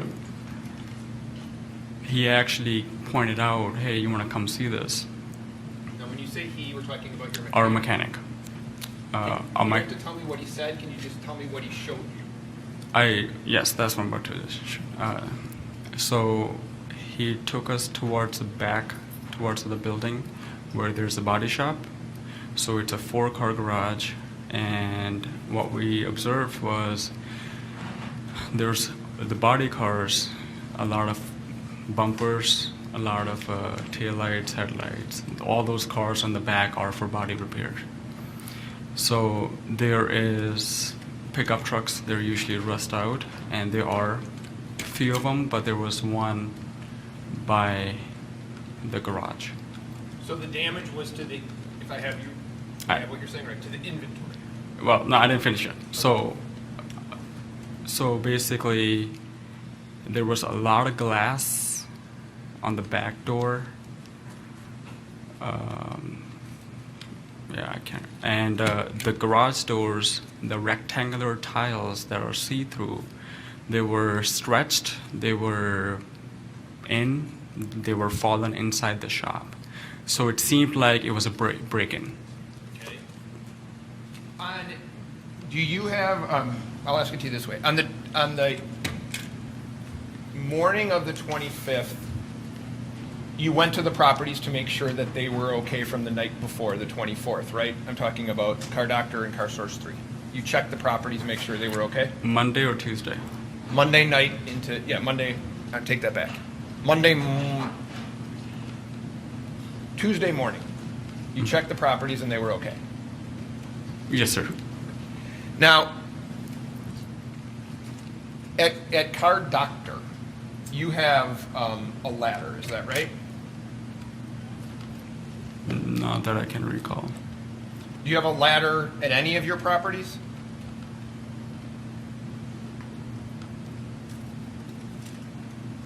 No, I don't think so. I don't believe so. Have you seen videos of, on the night of the 25th, of people at your property? I have. Okay. They're on the roof, right? Yes? Yes. Do you have a way to get to the roof? They made a way. Oh, were you there? No. So I want you to tell me what you know, not what you're guessing. Yes, that's Okay? what I was about to, when I brought up the pickup truck. On top of the pickup truck has a cab.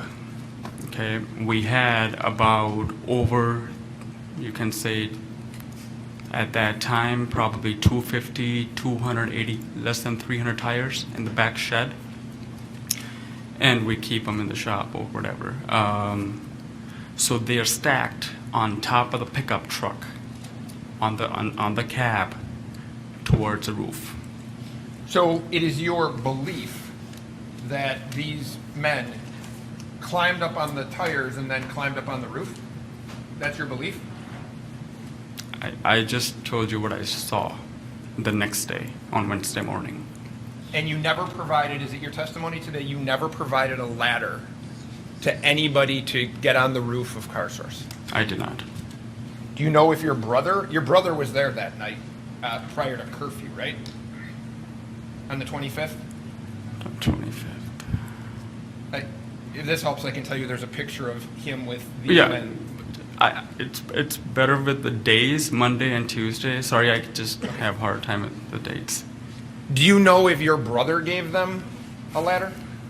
No, You don't know? No, you don't. he did not. Were you there? At Car Doctor? At Car Source at 7:30, 8 o'clock at night on Tuesday?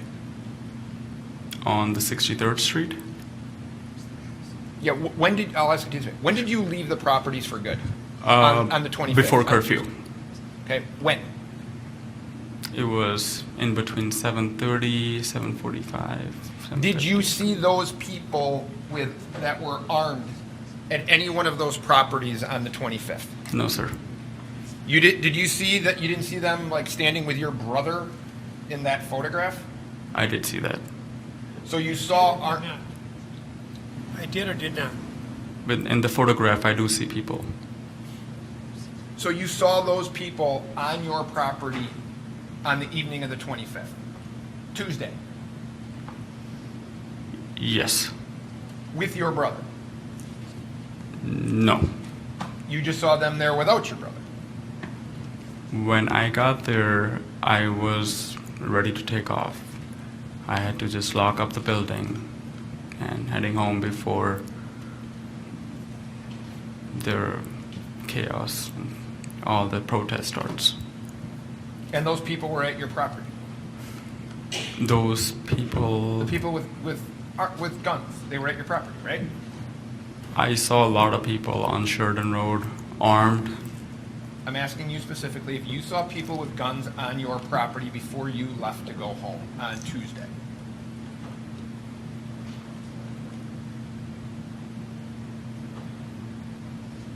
I'm sorry, I cannot remember. I know that I was asking my brother to leave.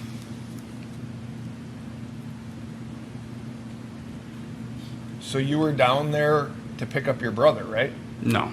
You were down there to... I got a ride from my mechanic.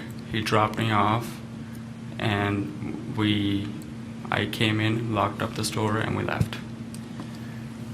Agree that the next day, meaning Wednesday, there's no damage to any of the doors on your building in terms of no locks busted, none of that stuff, correct? On which location? Any of them? Car Doctor, there is damage. To the locks? To the back. To the glass, to the garage doors. But you don't know who did that. No, I do not know. Okay. And have you watched the video of people, armed men walking in and out of the Car Source that evening? Yes, I have. 25th? I have. You've seen that? Yes. Okay. Did Nick Smith have a key to your building? No, Did you give him a key that night? I did not. How about Justin Hamilton? Justin Hamilton. No, I did not. No? No. But you saw on the video them walking in and out of your store. I cannot even tell who is who or who these people are. That wasn't my question. My question was you saw people walking in and out of your Yes, I did. store.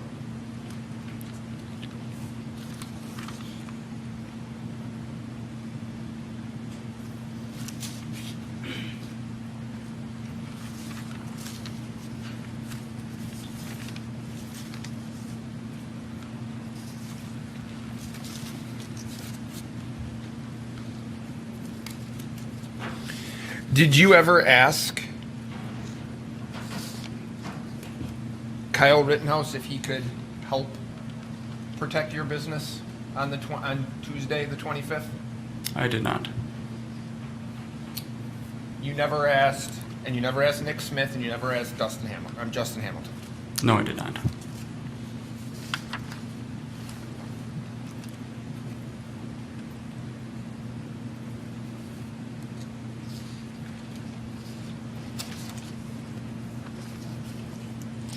I'm going to ask it to you this way, and I'm not trying to be offensive the way I say this is. Were you just willing to let your property be damaged on the 25th? After seeing the destruction, there's nothing I could do. So you kind of resigned yourself to the fact that whatever was going to happen on that day was going to happen. Is Is that what you're saying?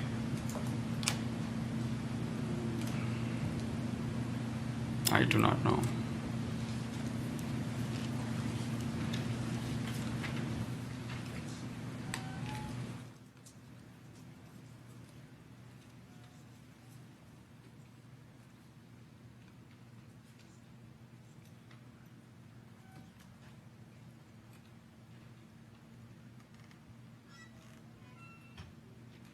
Sir,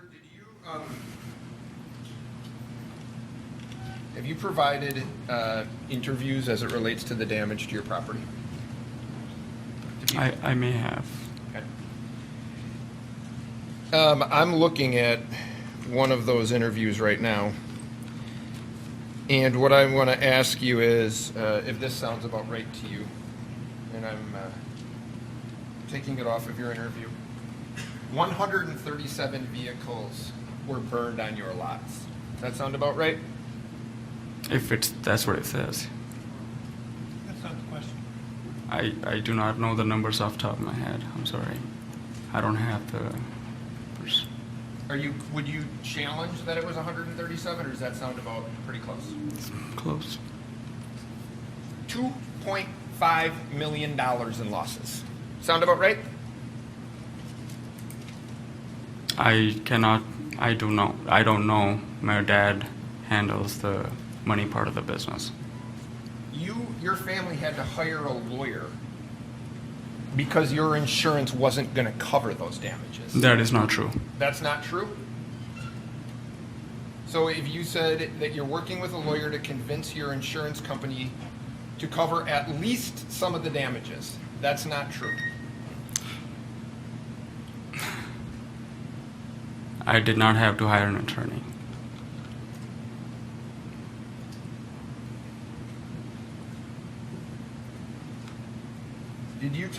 In this interview, did you tell the writer, our insurance company is finding their way out so they don't have to pay for all this arson? Did you tell him that? Well, there was no acceptance from the insurance company, so there's... My question to you was, did you tell this interviewer that our insurance company is finding their way out so they don't have to pay for all this arson? Is that correct? I'm sorry, I do not remember. You don't remember saying that? I do not remember. And to add to that, they also said that I was dead.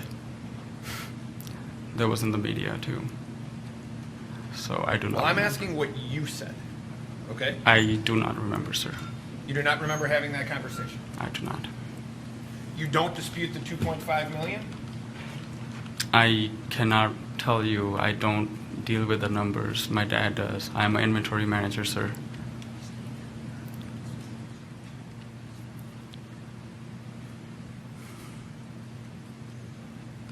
The only person quoted in this article, your dad's not quoted, it's you. Has your dad given interviews, do you know? He does not speak much English. Okay, so the numbers came from somewhere, and your dad doesn't speak English, and your brother doesn't work there, so it's you, right? But I do not remember that. I'm sorry, it's been over a year. Okay. So when you testified under oath that you had insurance for all of this, that's not true, right? I'm sorry, what was the question again? You've already testified under oath that you had insurance for all of this. That's not true, is it? We do have insurance. My dad does have insurance on all the locations. But not for those vehicles due to arson, correct? I'm not understanding the question. I'm so sorry. Could you repeat that for me? I asked you, one of the first questions I asked Sure. was about your loss. You had said you have insurance. My statement to you is you don't have insurance for all the damage done to those vehicles from arson. Isn't that true? We do have insurance. For arson? Answer the question which was asked. For ours. I do not know.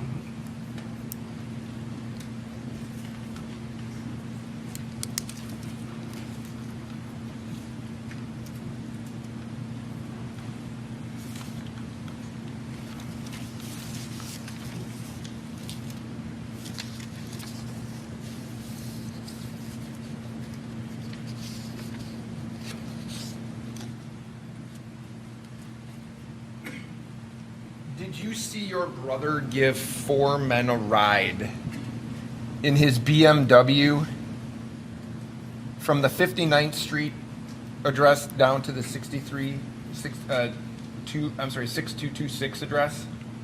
Did you see him giving? I did not. No.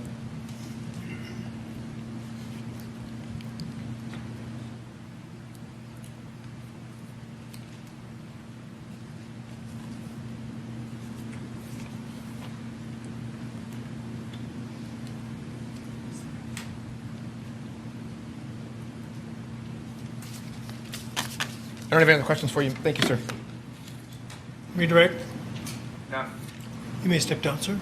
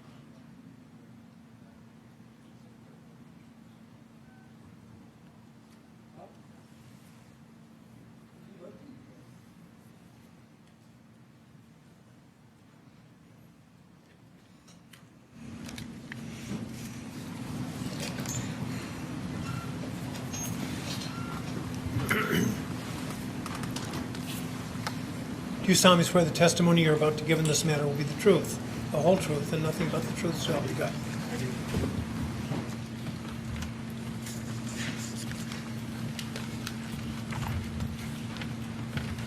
Can you please state your first and last name and spell them for the benefit of the court reporter? Officer Eric Widener, ERICH, WEIDNER, And Mr. Widener, how are you employed? as a City of Kenosha police officer. How long have you been a police officer? Going on 22 years now. And what is your current assignment? Third shift patrol. And were you working on the evening of August 25th, 2020? Yes. What were your general duties that evening? I was assigned patrol. So the City of Kenosha was patrolling on that night? Yes. And where were you stationed, or what were your activities, let's say at the beginning of your shift that night? Just normal patrol, taking calls if a call came out for service, staying in the area of the downtown area, uptown area, and just taking normal calls when someone called 911. What do you mean by staying in the downtown area or uptown area? In the outskirts of the heavy congested area that was having the unrest. So that was part of your duties, was to stay around there, but then if another call came in, domestic violence or burglary, you'd go to that call? Yes. At any point were you directed to go to the area of 63rd Street and Sheridan Road? Yes. Why were you directed to go there? I am an evidence technician also, and I was called to go and process a shooting scene. So what is an evidence technician? We have special training above and beyond what a normal patrol officer has, and we respond to calls of service for like burglaries, anything that needs fingerprinting, shootings, shots fired, suspicious deaths, stuff like that. Kind of like what everyone knows as a CSI, but we do it kind of as on patrol. Now, what you said you were there to process the scene, what does that mean?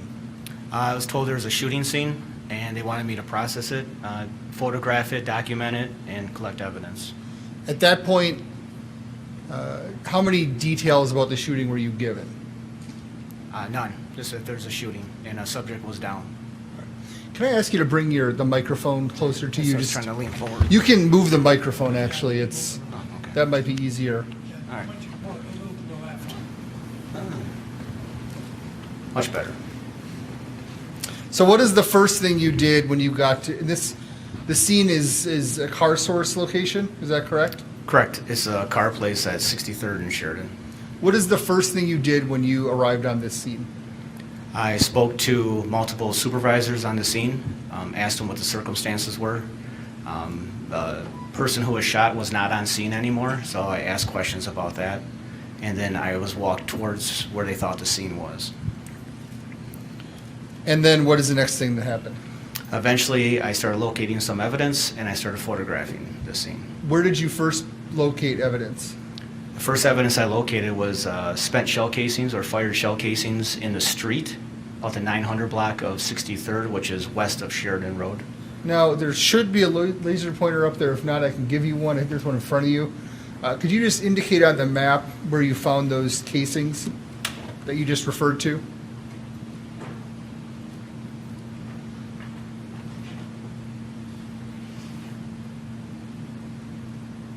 Right there. So you're pointing to the 900 block of 63rd Street, sort of towards the end of that block in front of the car source? Yes. And could you tell what kind of shell casings those were? Those were 40 caliber. Are those the type that would be normally fired by a handgun? Typically, yes. And those were actually in the street? Correct. What's the next thing you discovered, or what did you do next? I placarded them with little number placards for the photographs, 1 and 2. And then as I walked east towards the car lot, I found another shell casing that matched the other two on the parkway, which is between the sidewalk and the street. Typical houses would have grass, but it was a business, so it was concrete there. So that was another 40 caliber shell casing? Correct. That was still not on the lot of the car source? No. Parkway. What is the next thing that happened? I walked into the parking lot and I observed what appeared to be blood on the concrete of the parking lot. Closest to would be the southeast corner of the building. Can I get that? What exhibit number are we on? 47. These are just scene photos. Can I get the first photo should be exhibit 47. Not fair to turn these on.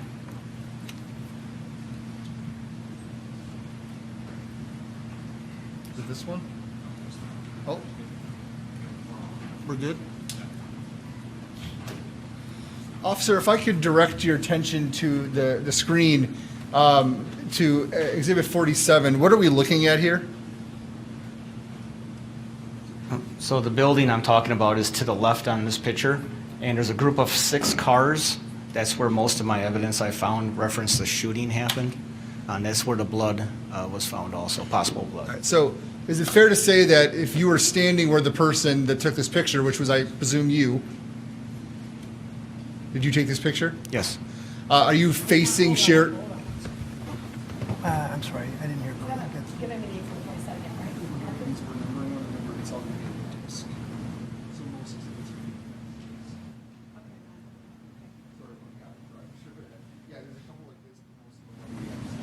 So just put on disc. Yep. Disc? Okay, thank you. Thank you. So is it fair to say that as you were taking this photo, you're looking directly at Sheridan Road and then what is now Freighter behind Sheridan Road? Correct, I'm facing east. Okay. That's a more succinct way of putting it. Towards the lake. And so in the middle of this area of cars is where you found most of the evidence in this scene? Correct. Can I have the next exhibit, 48, please? Officer, what is this? Again, the eastbound picture, just a little bit more close up to the cars. And exhibit 49? Is this the building? This is the building I was talking about. It's the very south end of the building where the group of 6 cars were parked. And the next, I believe, would now be exhibit 50? What is this, sir? That's a picture of 2 cars. The silver car, I believe there's a number of placards next to it. Those should be, one of them should be where the possible blood is. The other one should be shell casings I found, fired shell casings. So that moisture on the concrete there, is that related to the crime scene or is that something else? I couldn't determine what that was. Now, you talked about placards. There's a pointer there next to, on top of the No, I'm sorry, an actual wooden pointer. Could you just go and point out what you mean by placards?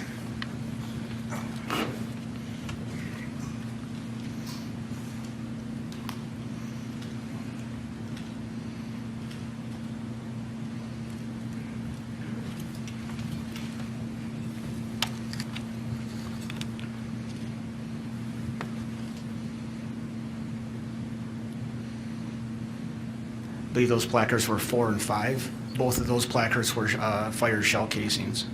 And what kind of shell casings were they? 223 Remington Aguilas. Aguila, Aguila, I believe. You move to Exhibit 51, please. At this point, I'd move Exhibit 47, 48, 49, and 50 into evidence, and I would ask for 51 on the screen. Objection. I know. Proceed. Is this one of the placards you were discussing? Correct. And that's one of the 223 rounds? Correct. How many rounds of 223 ammunition did you find?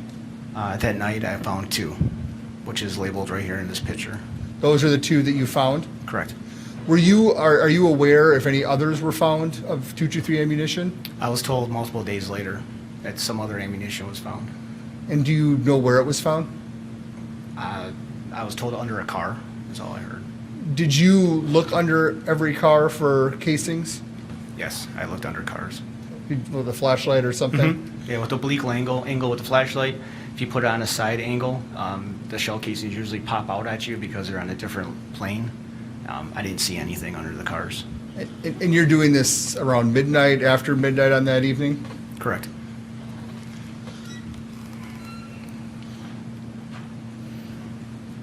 Yeah, is that some of the blood next to it?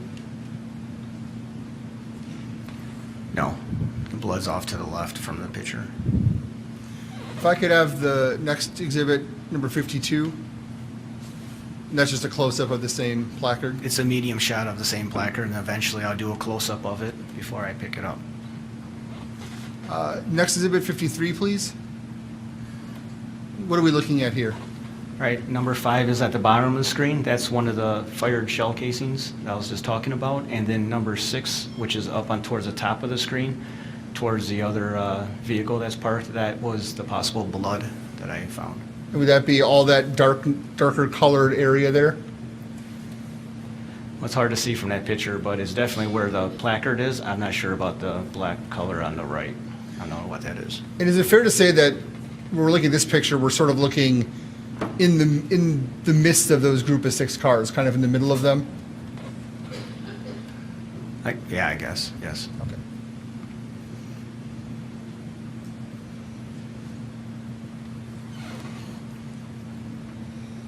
So what is the next thing that you did?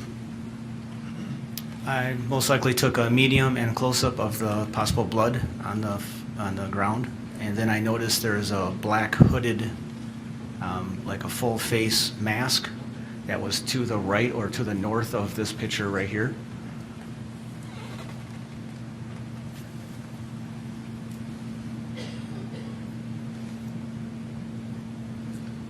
So this is just placard 5, that's one of the casings? Correct. So this one, you can see placard 7, which is that mask that I've located there. It appeared to be fresh, like someone just dropped it there. It had no weathering on it, nothing like it's been there for months or anything like that. Not sure if it had anything to do with the case that we're on, so I just labeled it. So as we're looking at this, are you facing south? Yes, I'm facing south. I'm standing at the corner of the building, the southeast corner of the building. And you're looking right at where the shooting happened? I'm looking at where my located evidence was found, yes. So we're kind of looking into the middle of that group of 6 cars? Correct. And did you change any of the lighting or do anything with the lighting from earlier in the evening? The lighting that was on that parking lot? No. About how long after the shooting were you processing the scene? cannot answer. I don't remember. We would have timestamp of that of our dispatch, but I don't remember, to be honest with you. But it wasn't like 4 in the morning at this point. No. So it would have been relatively close to when the incident occurred. If I had to guesstimate, I'd say an hour. Okay. I believe this is Exhibit 54. Is there objection? No. Okay. That's it then, right? Yes. So 51, 52, 53, 54, I'd like to move into evidence. What is then the next thing that you discovered as you processed the scene?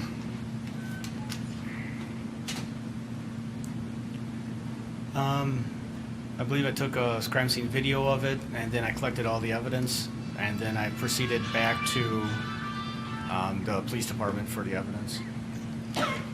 Did you find another casing on Sheridan Road? I believe it was on 63rd Street, west of all the other casings. So the 40 caliber casings I initially talked about on 63rd Street, those were more towards a house that was labeled 915. I found another one 2 houses away, which is 925 63rd Street, and that turned out to be a 9mm casing, fired casing.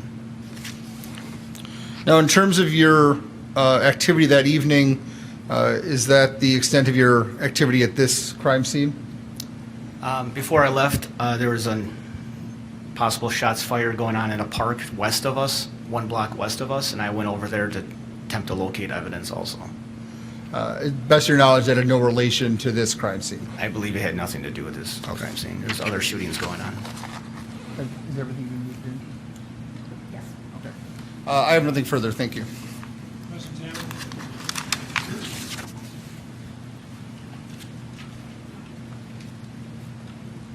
Officer, can you tell me, when you arrived on the scene, did you locate a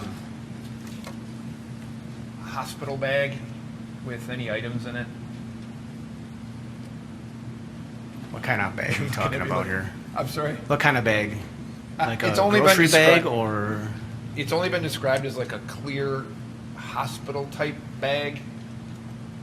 I did not locate that bag, no. How about a fire extinguisher? Not that I can recall. So in a case like this where it's a homicide, and you're there relatively quickly after the call comes in, I'm assuming, right? Is that I'm fair? not sure how long it took me. I was not one of the first responders. It took me a while to get there from the first responding people. And I think you had said you do kind of like CSI type of work. That's how you described it? For layman's terms, yes. Is the area like taped off that night, do you remember? It was. And so you're looking, and I believe you, I'm not questioning you. You're looking under cars for spent casings, and you understand that at a time later, a couple days later, there were more casings that had been located. Is that right? Correct.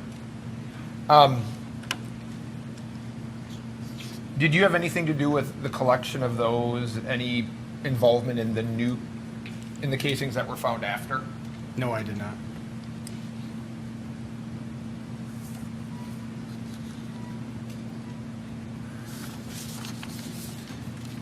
I don't have anything else. Thank you. Any redirect?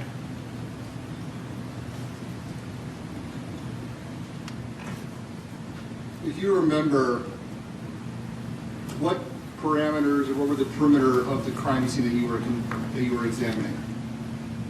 With the crime scene tape, you mean? Yeah. When I arrived on scene, the crime scene tape was put up by other officers who responded prior to me. It was on the very south side of 63rd Street, extended from the alley, which is west of the building in question, all the way to Sheridan Road. It crossed Sheridan Road onto the Kenosha Hospital property. It went down the sidewalk northbound towards the other shooting, I guess.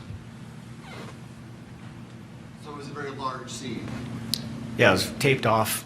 Typically, we'll do that. We'll have the crime scene of the main area of the crime scene, and because of large crowds or unruly crowds, we'll expand it farther than normal. And is it fair to say that there had been if you know that there had been a crowd around this crime scene earlier in the evening? Once the tape was up, No, before the tape was up. yes, there's large crowds. And unless you're told specifically it relates to the crime, is a empty fire extinguisher or a hospital bag something you would typically collect? Unless I determine it's part of the crime for the investigation, then I would collect it. I had no knowledge of a hospital bag or a fire extinguisher being used in this incident. Nothing further. Any questions? If it was there, would you have put that little card on it, the hospital bag? I would have to determine if it had something to do with this. If it's just blown there from the wind or something like that, then no. If it had no relation to what was actually happening, unless someone would have told me there's a bag involved in this, then I'd be looking for a bag, obviously. We're right across the street from a hospital. It could have been a wind. I don't know. I don't remember seeing a bag. Okay, thank you. Nothing on that. Give me a step down, sir. Thank you.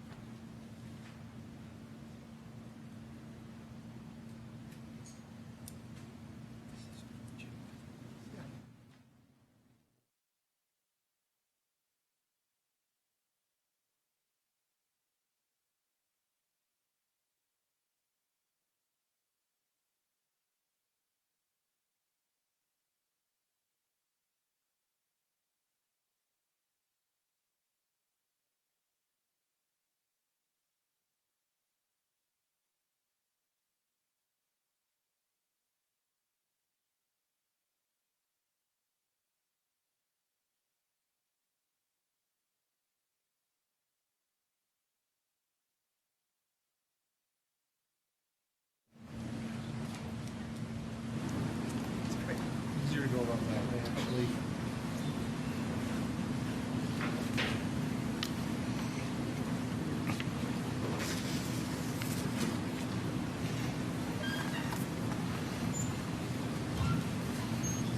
Do you solemnly swear the testimony you're about to give in this matter will be the truth, the whole truth, and nothing but the truth, so help you God? Do your honor. Please be seated.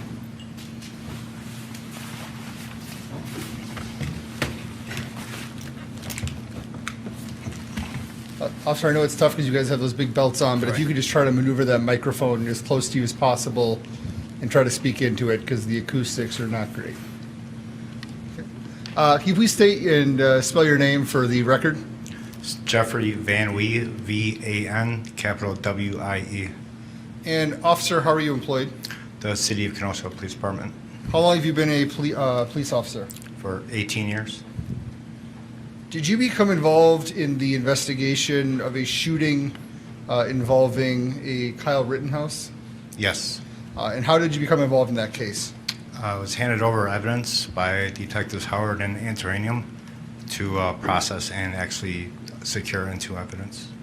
And how did you go about obtaining that or starting doing that? So Detectives Howard and Antaranium met me by the police station. From there, the evidence was brought into our evidence room in the police station, and it was turned over to me. And was this on August 26th? Yes. Do you recall the time? It was roughly 9 in the morning, maybe a little before 9 in the morning. And do you know from where these items had come? No. So what is the very first thing you did?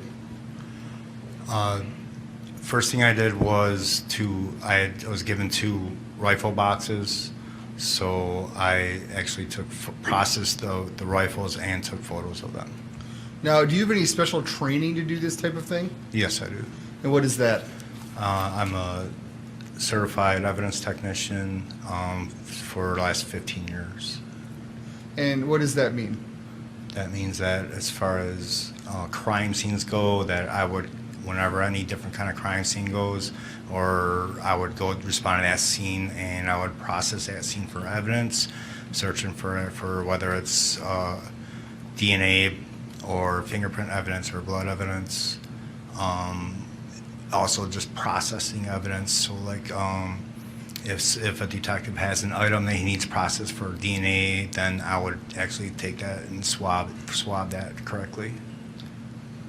And how do you swab that correctly? As far as the rifles went, I actually took 3 swabs from each rifle.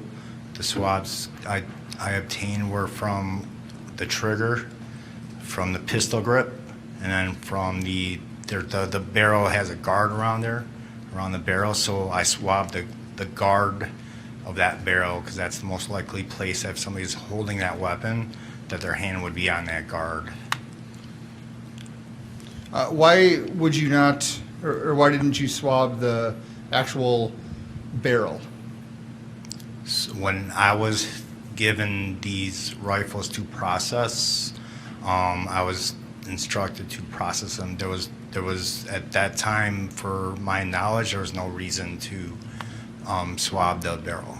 So you swab the areas where someone is most likely to actually grip or hold the weapon. Correct.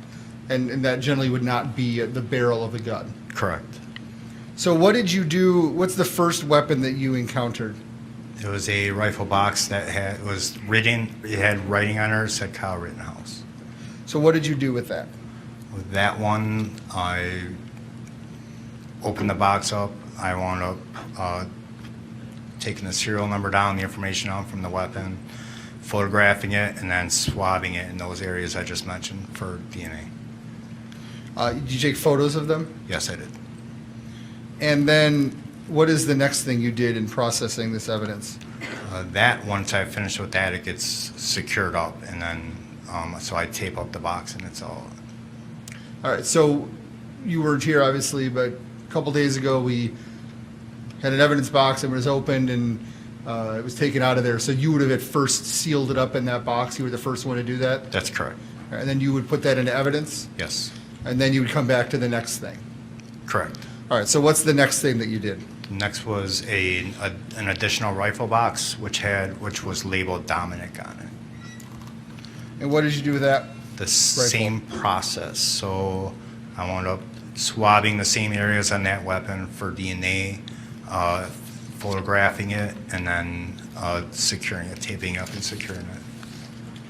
Now, I'm going to go back to the box that had Kyle Rittenhouse written on it. Did you ever look into you said there was a rifle. Was there anything else along with the rifle? There was also a sight, or a scope, if you will, inside the box. It was not attached to the rifle. Was there anything attached to the rifle? A black sling.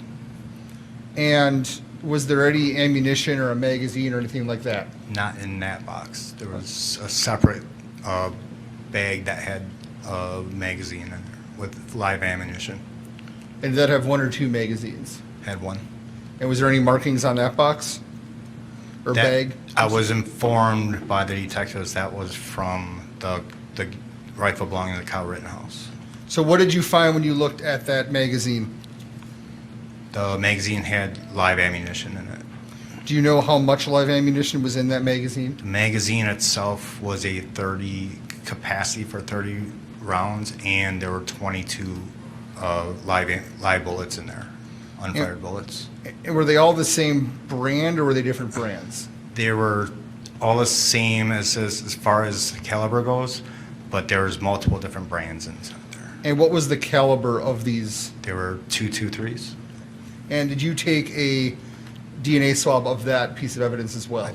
I did a swab of the actual magazine, so I took a swab off each side of the magazine, a DNA swab. One swab on both, or one swab on each side of the magazine. Okay.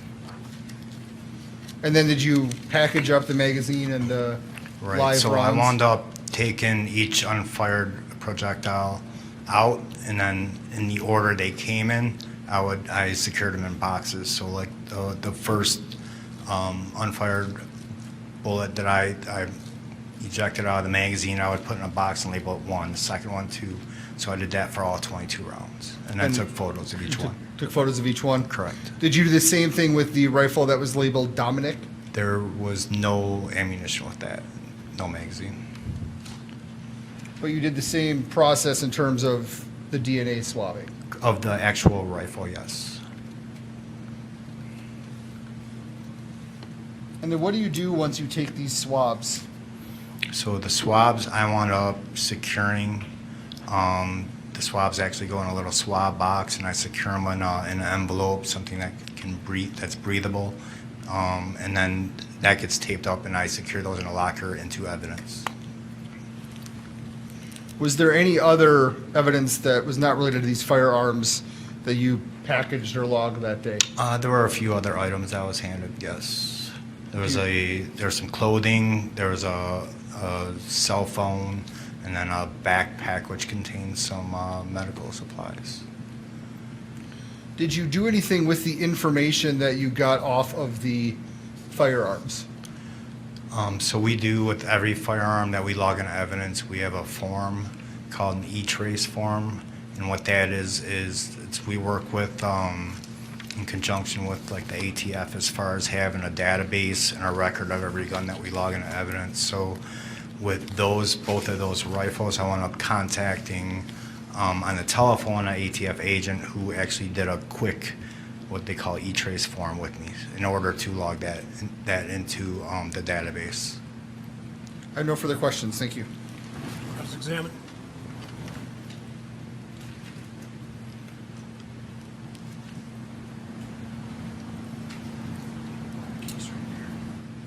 Good afternoon, officer. Afternoon. So, on the 26th, you basically assist these two detectives, Howard and Antaramian, in terms of doing this swab. Is that right? I did. They handed off the evidence to me, but I did the swabs by myself. Yes. Understood. Well, and your report indicates that at KPD, evidence detective Antaramian advised he needed 2 rifles processed. Did he tell you, he being Detective Antaramian, the areas that he wanted swabbed by you? He did not. Who made that decision? I did. At that point, do you know anything about the case? Not a whole lot, no. Okay. So you mentioned that the trigger is swabbed, right? Yes. Okay. And I know we don't have the pistol or the firearms here. So I'm going to, when you say the barrel guard, is that the area here where my left hand would be if I was holding it like this? Correct. So the barrel of the gun has a plastic, if you would, guard around it, and that's the part that I swab. Okay. And then the pistol grip, is that the area? Right. That's where your hand, your palm would be. So if the trigger's here, the pistol grip is where your hand is holding onto. Okay. So when the DNA swab is done initially, obviously you're looking for potentially forensic evidence on that gun, right? Correct. But you don't know the areas specifically that you're supposed to be looking at. True? Unless I'm otherwise told, when I process, whether it's a gun or a rifle, it's going to be typically the same areas that I would obtain swabs from. If there was something else for some other reason or rationale that I would have to do things differently, then I would do things differently. But normally to swab a rifle or a handgun, just about all our evidence people would choose the same areas. Okay, and I'm not questioning that. What I'm asking is, at some point, do you learn more information about this case? I'm sorry, as far as... I'll ask it to you this way. Did any detective come to you and ask you to do additional swabs on that firearm now that more information about what had happened was out there? No. Did not. If somebody would have asked you to swab based on information they had, and they said to you, Officer Van, we would like to know if there's DNA on the actual barrel of that gun, could you have done that? Absolutely. And that wasn't done, was it? No.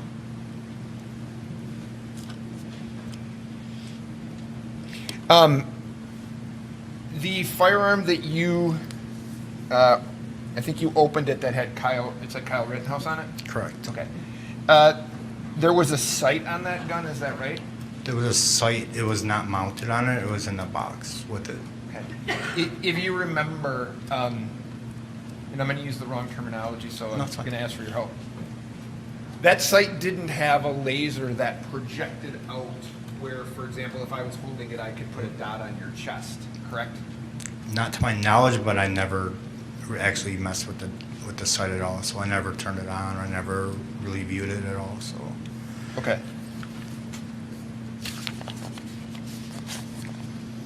And this testing was done the day after the shooting, right? The 26th. So if the shooting was the 25th, then yes. Okay. Thank you for your time, sir. Okay. Thank you. Question? Are you aware if the defense attorneys asked for further testing of the gun? I was not informed of any other further testing. Thank you. Okay. Any other question? You may step down, sir. Thank you.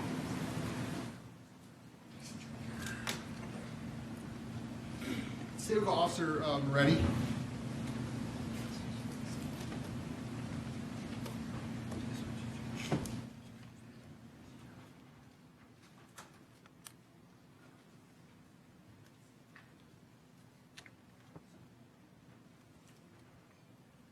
Anybody need a very short break?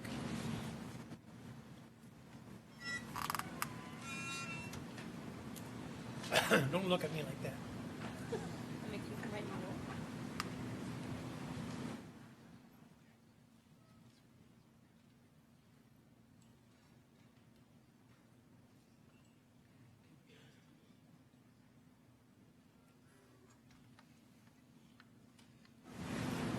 Do you solemnly swear the testimony you're about to give in this matter will be the truth, the whole truth, and nothing but the truth, so help you God? I do.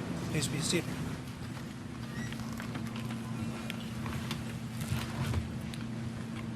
Sir, I'm going to ask you to get that microphone right in front of you by any way you can. Perfect. What's your name? Officer Moretti. And can you please spell your first and last name for the benefit of the court reporter? Yes, the first name is P-E-P, and my last name is M-O-R-E-T-T-I. And how are you employed? The City of Kenosha Police Department. And how long have you been with the City of Kenosha Police Department? A little over 12 years. And were you working on the night of August 25th, 2020? I was. And were you with anyone that evening in your squad car? Yes, my partner that evening was Officer Krieger. And what were your general duties that evening? Patrol. And what is that? What do you mean by patrol? We were assigned to an area throughout the city. We were in the kind of downtown area, so we have different areas that we patrol. They're assigned numbers, and we're in what we would consider Area 20, which would be 60th, Sheridan, and other areas around there. Now, was there anything out of the ordinary going on that night in that area? Yes, there was civil unrest. So, was your duty to patrol the civil unrest, or other things, or both, or how was that working? It was a combination of both. So we had patrol areas that we were responsible for doing our normal routine patrols, but then we also had to respond to fires that were taking place, civil unrest, and anything that would be actively taking place that would need a response. At any point that evening, were you made aware of a potential shooting? Yes, Officer Krieger and I were at 60th Street and 11th Ave, and we heard gunfire, and then a few moments after that, dispatch advised that they were receiving calls that there were shots being fired in the 6300 block of Sheridan Road.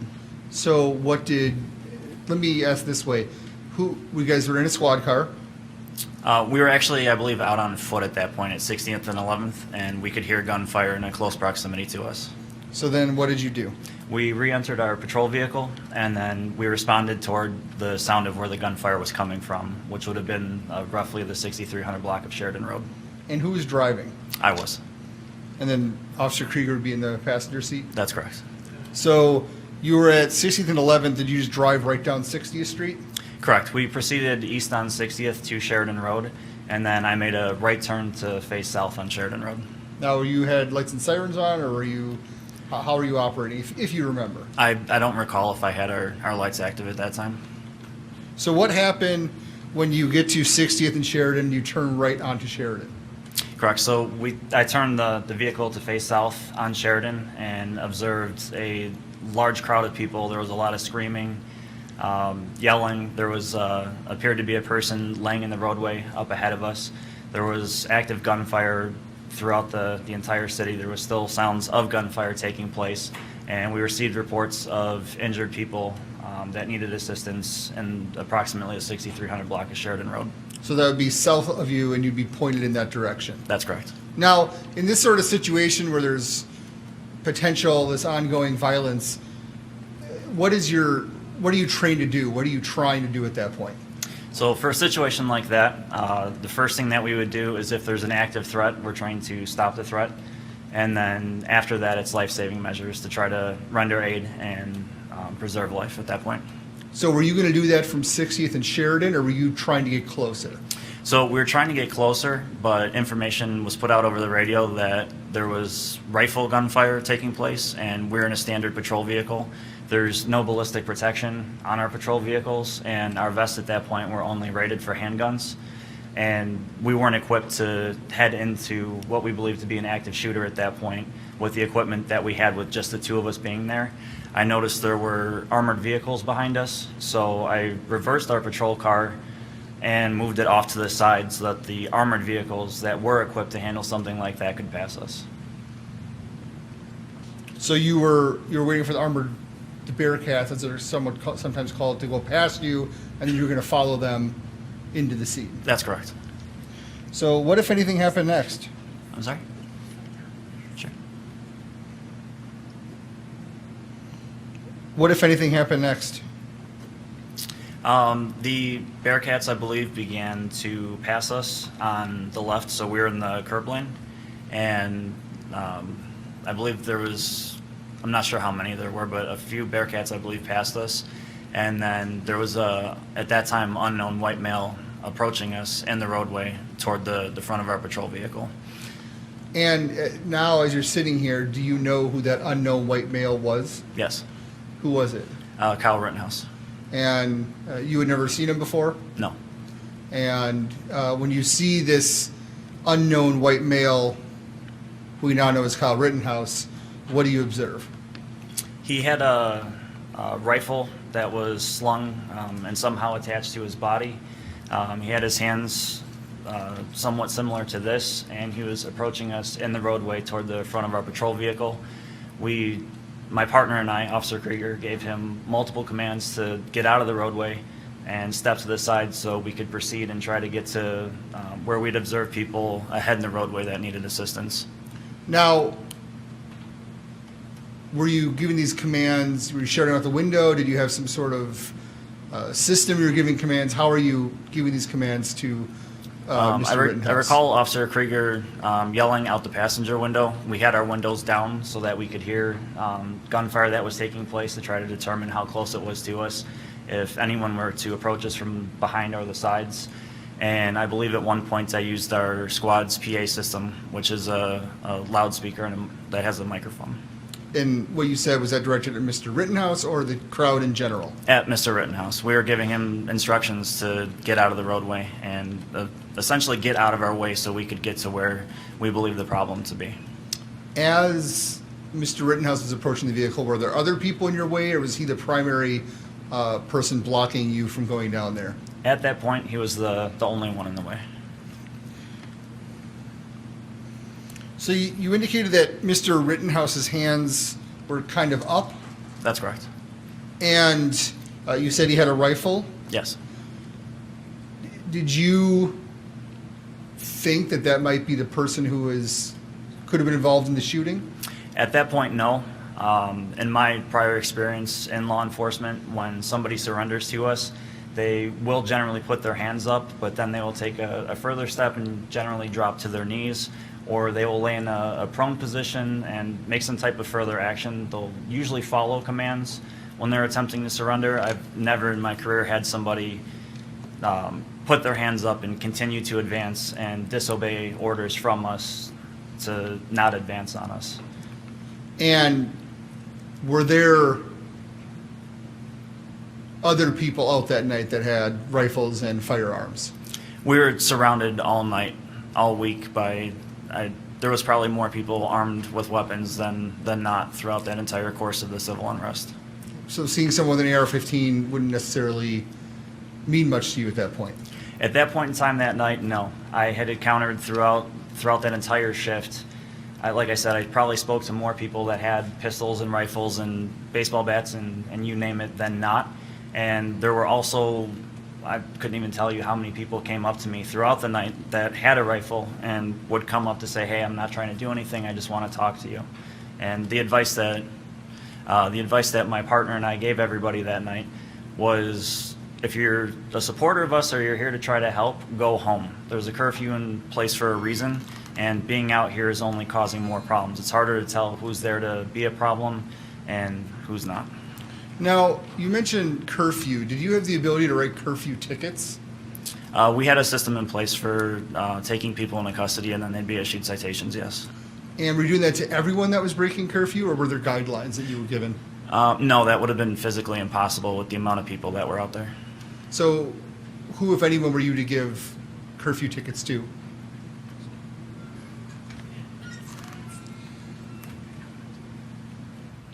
I don't remember exactly what the direction was, but it was something along the lines of just the most severe incidents, or if we were to obviously observe a felony taking place, then we would act on that.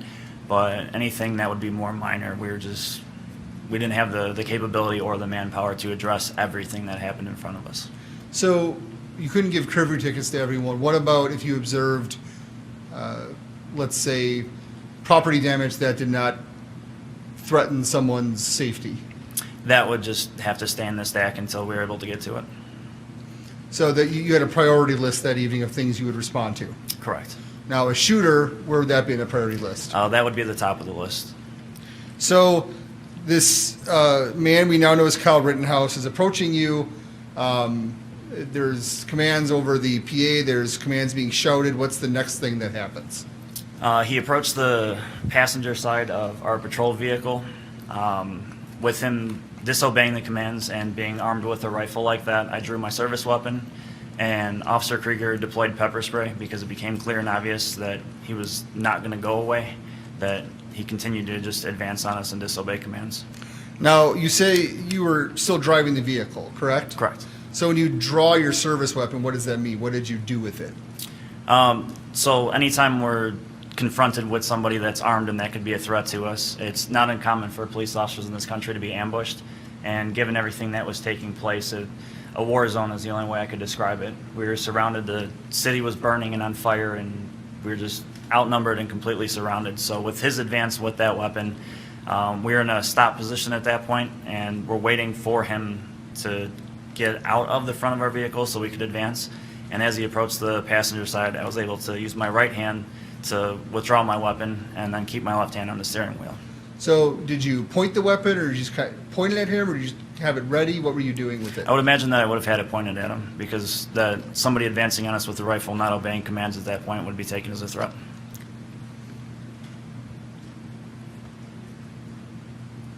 Now, were you on patrol the night before? I believe I was. You don't remember for sure? I worked continuously through all of our civil unrest, and I don't believe any of us had any days off, so I would say that's fair to assume. If you remember, and you may not, is it fair to say there were more fires and property damage the night before than on this Tuesday night? That's correct. Through that period of things, I was there from the start of the civil unrest with the protesting, and long before we had anything set up or in place. I was there for the start of it and through this incident. Is it fair to say that there was a more presence of Bearcats and National Guard and things on this Tuesday night than the Monday night previous? Yes. Now, you said you drew your weapon and Officer Krieger deployed pepper spray. Were you able to see if the pepper spray had any impact or hit Mr. Rittenhouse? Not sure if it made contact with him, but his deployment of the pepper spray had the desired effect because he began, I think he continued northbound at that point and got away from us. So then what's the next thing that happened? I continued southbound on Sheridan Road, and we located a subject in the roadway, Mr. I'm not sure how you pronounce his last name, Gage. I believe it's Grosskreutz. Grosskreutz. We encountered him, and his right arm was badly damaged, and he needed urgent medical care. So what did you observe as you found Mr. Grosskreutz? There was a large group of people. Everybody was screaming. There was a lot of people running around screaming. The one Bearcat had pulled up, and they loaded Mr. Grosskreutz into the Bearcat and requested an escort out of the area to the nearest hospital. Did you provide that escort? We did. And were there still a lot of people around that scene? Yes, there was people everywhere. And did you hear any additional gunfire or anything like that? There was constant gunfire. That was one of the things that when we first encountered Mr. Rittenhouse that didn't set off any alarms for us as far as him being a potential shooter in this incident, was that there was still gunfire erupting around us while we were still out on Sheridan, so we thought there was still an active threat.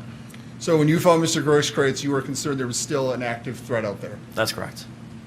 So after you provided the escort with Mr. Grosskreutz in the armored vehicle, so you go to and where do you go? We escorted the Bearcat to Frederick South Kenosha Hospital, which was right there. We were actually in front of it. So we got them around to the emergency room entrance, and I went inside to let the medical staff know they had a probable trauma coming in due to the amount of damage that was done to his arm. And then what's the next thing that you observed or did? After that, there was a security supervisor for KMH that had called in an officer down, and that triggered a response from us to try to locate an injured officer, which there wasn't. They just couldn't contact one of their security personnel, and they weren't able to find him, so they falsely called that in. So when you heard injured officer, you thought one of a law enforcement officer? Yes, when dispatch advised there was an officer down at the hospital, we assumed it was a law enforcement officer. Now, we have heard testimony that there was a lockdown at the hospital. Was that part of this? The hospital, I believe, was either going into lockdown or had already been locked down. We were greeted by, I believe, a security guard at the entrance that gave us access and saw us pull up. What's the next thing you saw or observed? There was a male by the name of Giovanni Garcia. He was very panicked. He was in a hospital room, and he kept stating that he wanted to leave. We don't need. Yeah.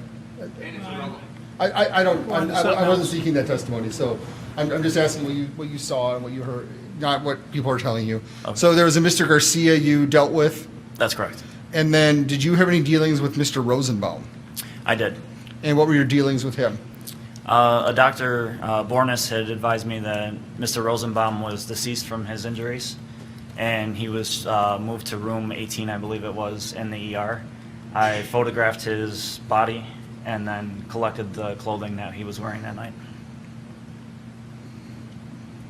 Do you have any training in evidence handling or anything of that nature? I have standard training for evidence handling. I'm not an evidence technician, but I do have standard training for handling of evidence. So collecting evidence generally is one of your duties as a patrol officer? That's correct. Did you stay with Mr. Rosenbaum's body at any point, or what did you do? I did. You did? I did. Until when? I don't recall what the duration was, but I did secure him into a body bag, and then I spoke with a medical examiner about him being deceased, and I was advised to place him in the morgue at the hospital there because they were overrun with tasks and other things and didn't have somebody to send there. So I was able to place his body into the morgue there for safekeeping. So what did you do with all the clothing and belongings from Mr. Rosenbaum? I bagged them as I was trained to bag them individually, and then I later secured those into an evidence locker in the the public safety building. I have no further questions. Thank you. Cross-examine. Yep.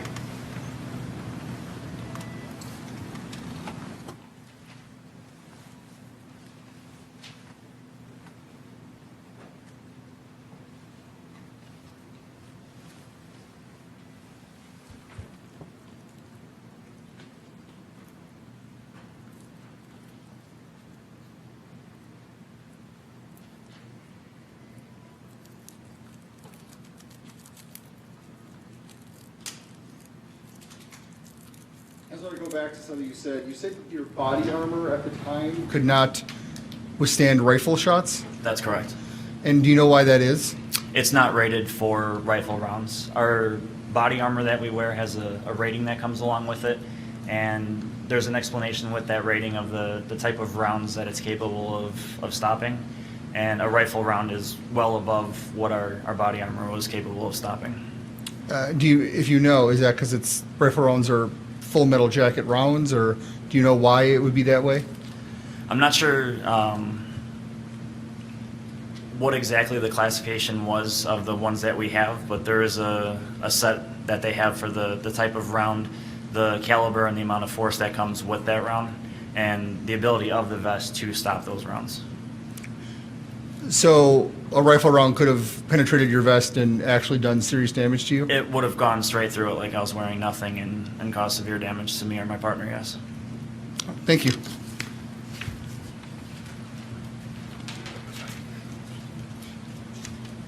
So, Officer Moretti, you had on direct described that scene as a war zone. Is that right? Correct. And it was like that. Tell me if this is right. On the 23rd, evening of the 23rd, 24th, and into the 25th. Yes, there was escalating damage and violence that was taking place over the nights. And in all of your time as an officer, have you ever been involved in nights like that? Nothing to this magnitude, no. And I think you said more people were armed than not armed? Correct. Can I ask you this? So you were working on the 24th and the 25th? Yes. You had said there was more damage, more fires on the 24th and the 25th. Is that right? That would be my feeling, yes. Were there more people protecting buildings that you saw on the 25th than on the 24th? I did observe more people that were armed out in places. I don't know exactly what their alleged function or intended role would be. I didn't have many conversations with people that were out there. We did notice some heightened security. Okay, so my question was, more people that were protecting the businesses, the less fires that you saw. True? I don't know that I would equate those two, no. The city was... Well, there was more fires on the 24th than the 25th. That's what you said, right? I don't have a report written that would indicate the amount of fires that were started, and I would just be going back and using memory to try to remember. I'm not certain the totality of the fires or how many fires were started and what nights they were. Okay. So your report indicates that, so you hear gunshots coming from the south, is that right? At about 11:49ish on the 25th? I believe so, yes. And are you able to, through your training and experience, decipher the type of firearm that has been fired, like a pistol, a shotgun, a rifle? Can you do that? On occasion. Sometimes it's harder to decipher different calibers, but sometimes you can. Were you able to decipher what you thought you heard on the 25th at about that time, at about 10 minutes to midnight? At the time, I'm not sure what thought process I had at that point. There was just gunfire erupting, and there was multiple types of gunfire going off simultaneously. So I would say it'd be fair to say that, yes, some of it sounded like rifle fire and some of it like pistol fire. Can you bring it up? What's the number? Officer Marty, I'm going to show you Exhibit 5.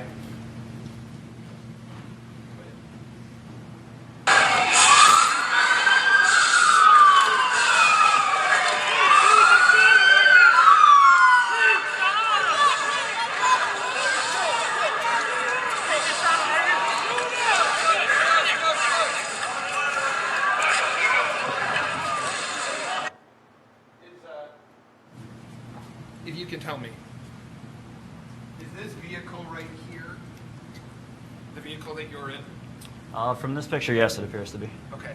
And you're in the driver's seat of that vehicle? That's correct. Okay.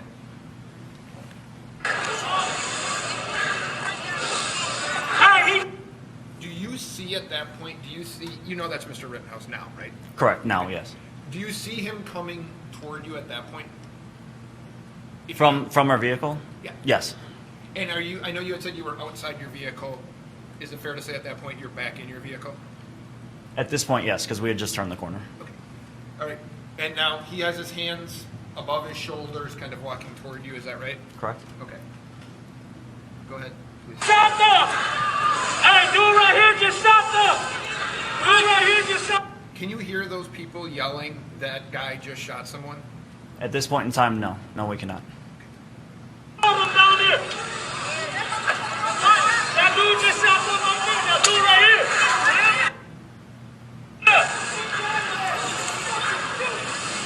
And are you backing up to let the Bearcat through, or are you backing? Is that the reason you're backing up? At this point, with watching this video, it'd probably be dual purpose here. So I did want the Bearcats to be able to get around us. And as you saw twice there, Mr. Rittenhouse did manipulate his rifle as he's walking toward us, like in this part right here. His hands are not above his head. They're actually down toward the rifle. So that's where my partner and I were going through the process of wondering what this is. Okay, very good.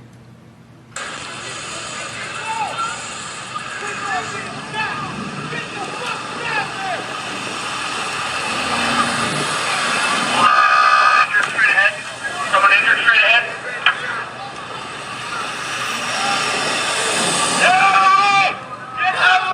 Now at that point, is that you yelling, "Get out of the road"? Do you hear that? Yes, I heard it. I'm not certain if that's Officer Krieger or myself. I believe both of us were yelling at him to get out of the road. Okay. And I think you had said to Attorney Krause that normally in your experience, people who are surrendering, they'll put their hands up, but they'll do other things, correct? Correct. They'll usually get down on their knees or prone themselves out and follow instructions that we're giving them. Right. You're not giving him any instructions to get on his knees or lay down. That's correct. Okay, so when you say people do things like do this and then lay on the ground, that's done at your direction. Not necessarily. I've had quite a few experiences where when somebody does have a desire to surrender to us, they will do that on their own because they're aware that they're armed and their intent is to surrender and they don't want something else to happen. So. And it's also when police officers are dictating to them what to do, right? Oh, absolutely. Get down, hands behind your back, or whatever it is. That you Correct. want. Yeah, instructions will be given at that point as well. Fair enough. So, at this point, it's your, and I'm not being critical of you, it's your testimony that at this point, you have no idea that Mr. Rittenhouse has done anything wrong. That's correct. Do you ever make contact with him about him having a firearm in public? No. Do you ever want to get any information that he might have as to why he's walking toward you with his arms up like this? Yes, that would be something that we would do secondary. As I had stated earlier, when you still have gunfire that's actively taking place, there's victims that need assistance and there's still potentially a threat that's got to be stopped. So those take priority over collecting names and information at that point. Now, to be fair, in hindsight, the person who was involved in this was, for lack of a better term, you didn't know it at the time, but he was surrendering to you. Right? That's quite possible, yes.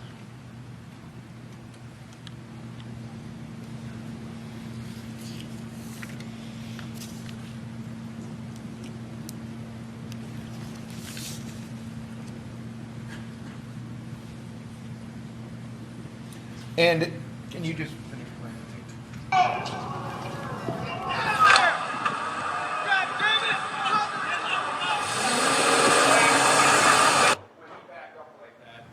saw him do that, right? He Correct. backed up from the car. Is that the point that you believed Officer Krieger had used the pepper spray? Yes. And at that point, you and or Officer Krieger told him to go home or something like that?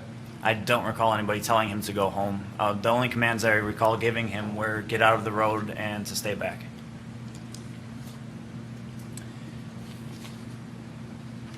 When you went to the hospital, did you see any videos of what had happened? Meaning any of the shootings? I know that there were people that had videos playing on cell phones through, I'm not sure if it would be social media or what the websites would have been, but there were people that had videos of what was taking place on their phones, yes. When you were at the hospital, did you become aware that the person that you had contact with right there was the shooter? I was focused on preserving evidence with Mr. Rosenbaum and other tasks that I had to take place, so that was all in passing. I didn't focus much on what was taking place with that video.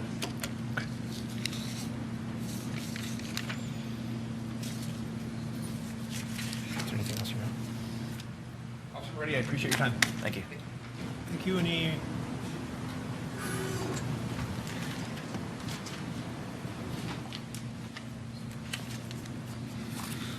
Officer, what is your sole focus as you're sitting in that squad car addressing the potential active shooter? That if we were to come across a threat, to stop that threat, and if we weren't actively engaged with somebody that was a threat, to preserve life and find anybody that was injured and in need of medical assistance. Now, in that video that was just shown, it showed that Officer Krieger was outside the squad car. Do you know how he was outside the squad car right before you backed up? I don't remember him leaving our vehicle. Can we play that exhibit again?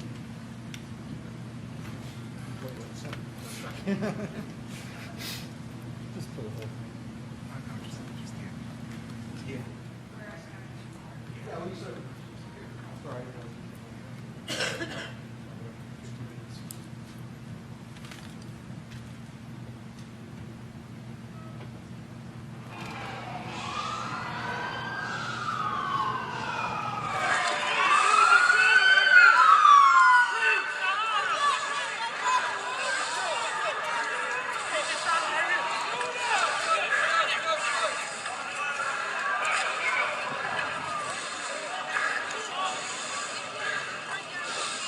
Hey, he just shot them! Hey, dude right here just shot them! Dude right here just shot all of them down there!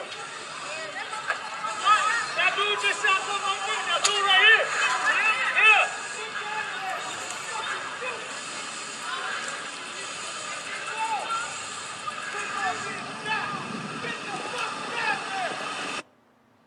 Officer Krieger get out of he was behind the vehicle, kind of by the trunk area, and then jump in the passenger seat? Yes, it appeared that he was exiting to retrieve something from our trunk. Okay. Attempting to retrieve something from the trunk, it appeared. What kind of things do you have in the trunk? That night we had medical supplies. I believe he had a type of ballistic vest that had plates in it that would have been more helpful for rifle rounds. And I don't recall if he had a rifle in the trunk that evening or not. So it would be more helpful with rifle rounds, but perhaps not stop them? Correct. And you're talking about rifle rounds, you're talking about 223s fired from an AR-15 like the defendant had? Correct. All right. Thank you. Nothing further. Let me step down.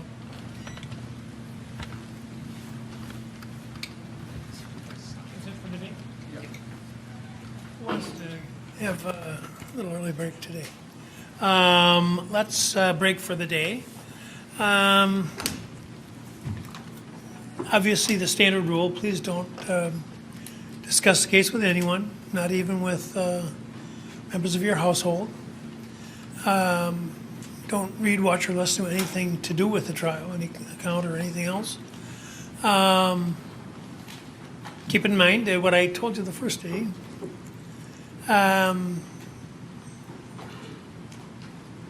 you're welcome to tell people, people may know, who know you, know that you have been coming to the courthouse every day. So they may be aware, and you're welcome to tell people, you're on a jury. I'd rather you didn't if you can avoid it. But tell them you're on a jury, but just say the judge was very forceful in saying that I can't say anything about it at all, hear anything about it at all, or we'll both be in really big trouble. Perfect advice. With that, have a wonderful weekend, and we'll see you Monday at 9 a.m. And would you please go to the jury? You want to in the library or the jury room? Library, jury room. Please go to the jury room and speak with Mrs. Mataska Menting. Thank you.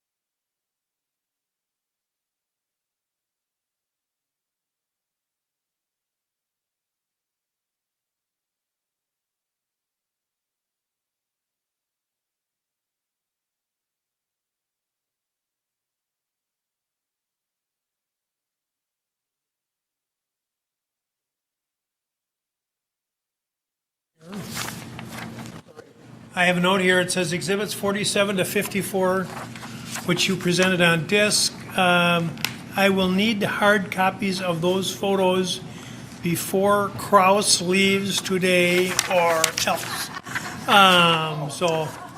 That's from the clerk of the court. And the clerk must be obeyed. Okay. Hard copies before you leave today. Thank you. And it's on TV. It's on record on TV. So, What did I tell the jury? You'll be in really big